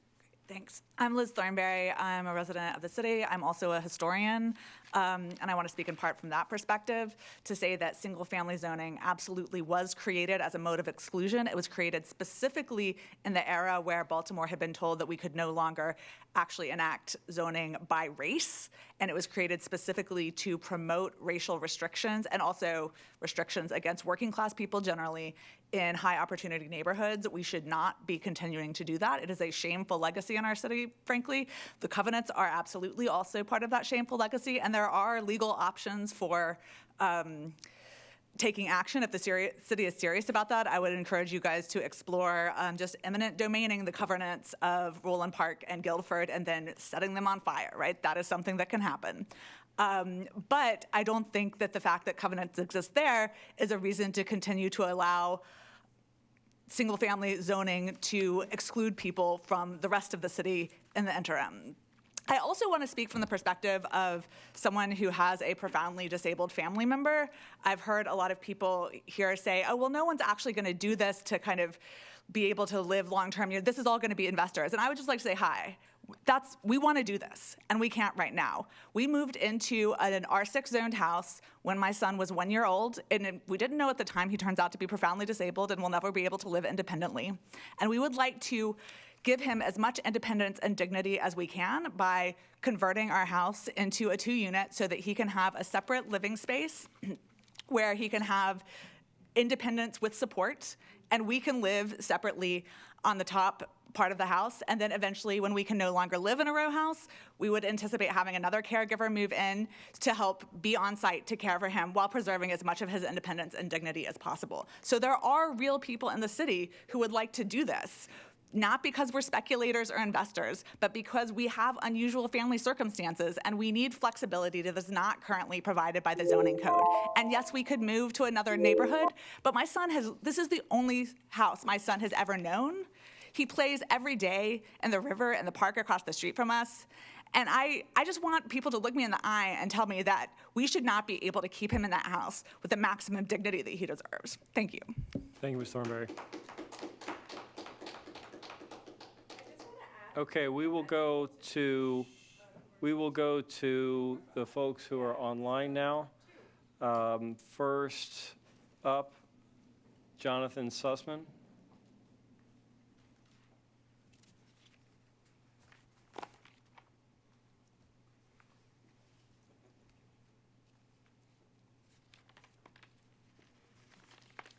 Hello, can you hear me? We can. You have 2 minutes, Jonathan. Wonderful, thank you. Hi, everyone. My name is Jonathan Sussman, and I live in the Harlem Park neighborhood, and I'm in support of this bill. I currently live in a large row house that I purchased in Harlem Park with my family. But when I moved to Baltimore 5 years ago, I moved into the first floor of a large row house in Franklin Square that had been converted to 4 apartments. And at the time, it was affordable for me to rent one of those apartments and enabled me to actually live in a Baltimore neighborhood and to live next to that beautiful park and enjoy it. And it also enabled me to get to know the area and decide to choose to purchase a formerly vacant home that was renovated by a small developer. With the housing affordability crisis and a lot of large row homes that are vacant in West Baltimore, it's very costly to renovate them. This bill would make it easier for those to be renovated and not go through the long process. It's an R8 neighborhood, but not have to go through the long process to get a conditional use or a variance. And opponents of this bill might feel differently, but I would rather live next to a multifamily units and have renting neighbors or housing co-op than a vacant home. As a note, the small developer that renovated my house has in the past tried to sell their homes as 2 units to enable the new homeowners to rent out 1 unit and build wealth and reduce expense through that extra income. But the hassle of going through that process for every individual property has meant they're no longer pursuing that option, even for very large 3,000 to 4,000 square foot row houses. The passing of this bill would enable them to start doing that, which would enable homeowners to build extra income and provide new quality, semi-affordable rental housing in West Baltimore. And again, I think just the presence of having more people who are living there and renting is not a bad thing. I don't see renters as negative. I reject that label. When I lived as a renter, I had neighbors who told me that because I wasn't a homeowner, I wasn't committed to the community, and I reject that labeling. And so, I'm in support of this bill. I don't think it'll be a massive change, but I think it's an incremental, has incremental benefit. Thank you. Thank you, Jonathan. Jed Weeks.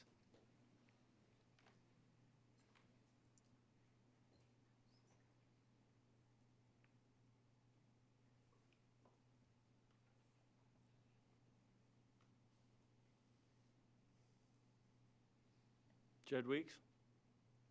Thanks. Sorry, I just got unmuted. Yep. Jed Weeks here. I live in Remington, just speaking on behalf of myself today. The idea that Baltimore is too unique to try new things constantly keeps us from trying those new things. And it does keep us unique. Unique in that we rank second in major cities on Earth that young people want to leave. Unique in that we are barely maintaining population in a time when nearly every other city of Baltimore's size and character is experiencing growth and investment. Unique in that we continue to fall behind every peer city. By definition, single-family zoning is exclusionary and inequitable. It was designed with specific racist and classist intent to wall off certain neighborhoods from certain kinds of people when more facially racist policies that cities like Baltimore tried to legislate were overturned in court. The very neighborhoods that helped invent explicitly racist housing policies are the ones fighting to kill this bill today. And they're ultimately using language that's a proxy to what's been used for over 100 years to divide and exclude, denigrating the huge percentage of the city that rents as some kind of toxic liquid that saturates neighborhoods instead of recognizing them as human beings, real people in need of housing who value their neighborhoods and who love Baltimore City. It's shameful to hear language like this used anywhere about anyone, but especially in Baltimore, where we see that a renter can actually love this city enough to run for mayor and win twice. We have a massive housing shortage here. People are well aware of this. Despite opponents claiming no one is asking for this, recent polling shows 75% city support for allowing more housing types in all zoning areas, ending single-family zoning. I live in a neighborhood where the community association supports this legislation. It's a neighborhood where renters have been president of the community association, who volunteer for community cleanups, who donate to the food pantry, who were quick to arrive to assist neighbors who recently had to flee a terrible fire. It's a neighborhood that's growing, that's thriving, and that more people should have access to. I want legislation like this so I can more easily welcome new neighbors into my community. I want our city council to be on the side that wants people to live in and to love Baltimore, more people, not on the side of the people who are saying, kicking the ladder down behind them while equating renters and neighborhoods to rat infestations and sewage overflows, things that have literally been said in the discourse around this bill. Thank you. Thank you. Julian Frost. Julian Frost, you should be able to come on now. Hi, thank you. Sure. I'm speaking for only myself. So my name is Julian Frost. I'm a lifelong city resident, a current renter in Mount Vernon, and an alumnus of Baltimore City College. And I want to express my strong support for this bill. In this hearing, I've picked up on a theme of class exclusion. And as a renter, I was also offended by Vice President Middleton's remarks. Many of the people who work day in and day out to keep our city running, doing service jobs, are renters, and many other people too. It's painful to me when people make it clear that they don't want anything to do with renters and will leverage land use regulation to keep renters out because they're supposedly such a nuisance and bring down the neighborhood. Beyond that, I'm noticing that opponents are associating multifamily housing exclusively with renters and single-family housing exclusively with homeownership. In reality, there's a lot of rental single-family housing and also units in multifamily buildings that are in fact owner-occupied. This bill would enable generous family-sized units in duplexes, triplexes, and quadplexes, which could become attractive entry-level homeownership opportunities for young families. I'm observing a contradiction where opponents of the bill say, on one hand, that the housing that would result from this bill would be expensive and not affordable enough and would cause displacement, but on the other hand, claiming that the bill would result in widespread pauperization with property values in entire established neighborhoods going down the drain because of an imaginary invasion of poor renters. I support this bill because I believe zoning should not segregate our city by class, and we should not lock so much of our land into the most expensive form of housing to acquire and maintain. I think having more neighbors is good, and I hope the members of the committee and the council agree. Thank you. Thank you. Mr. Chris Gwinnett.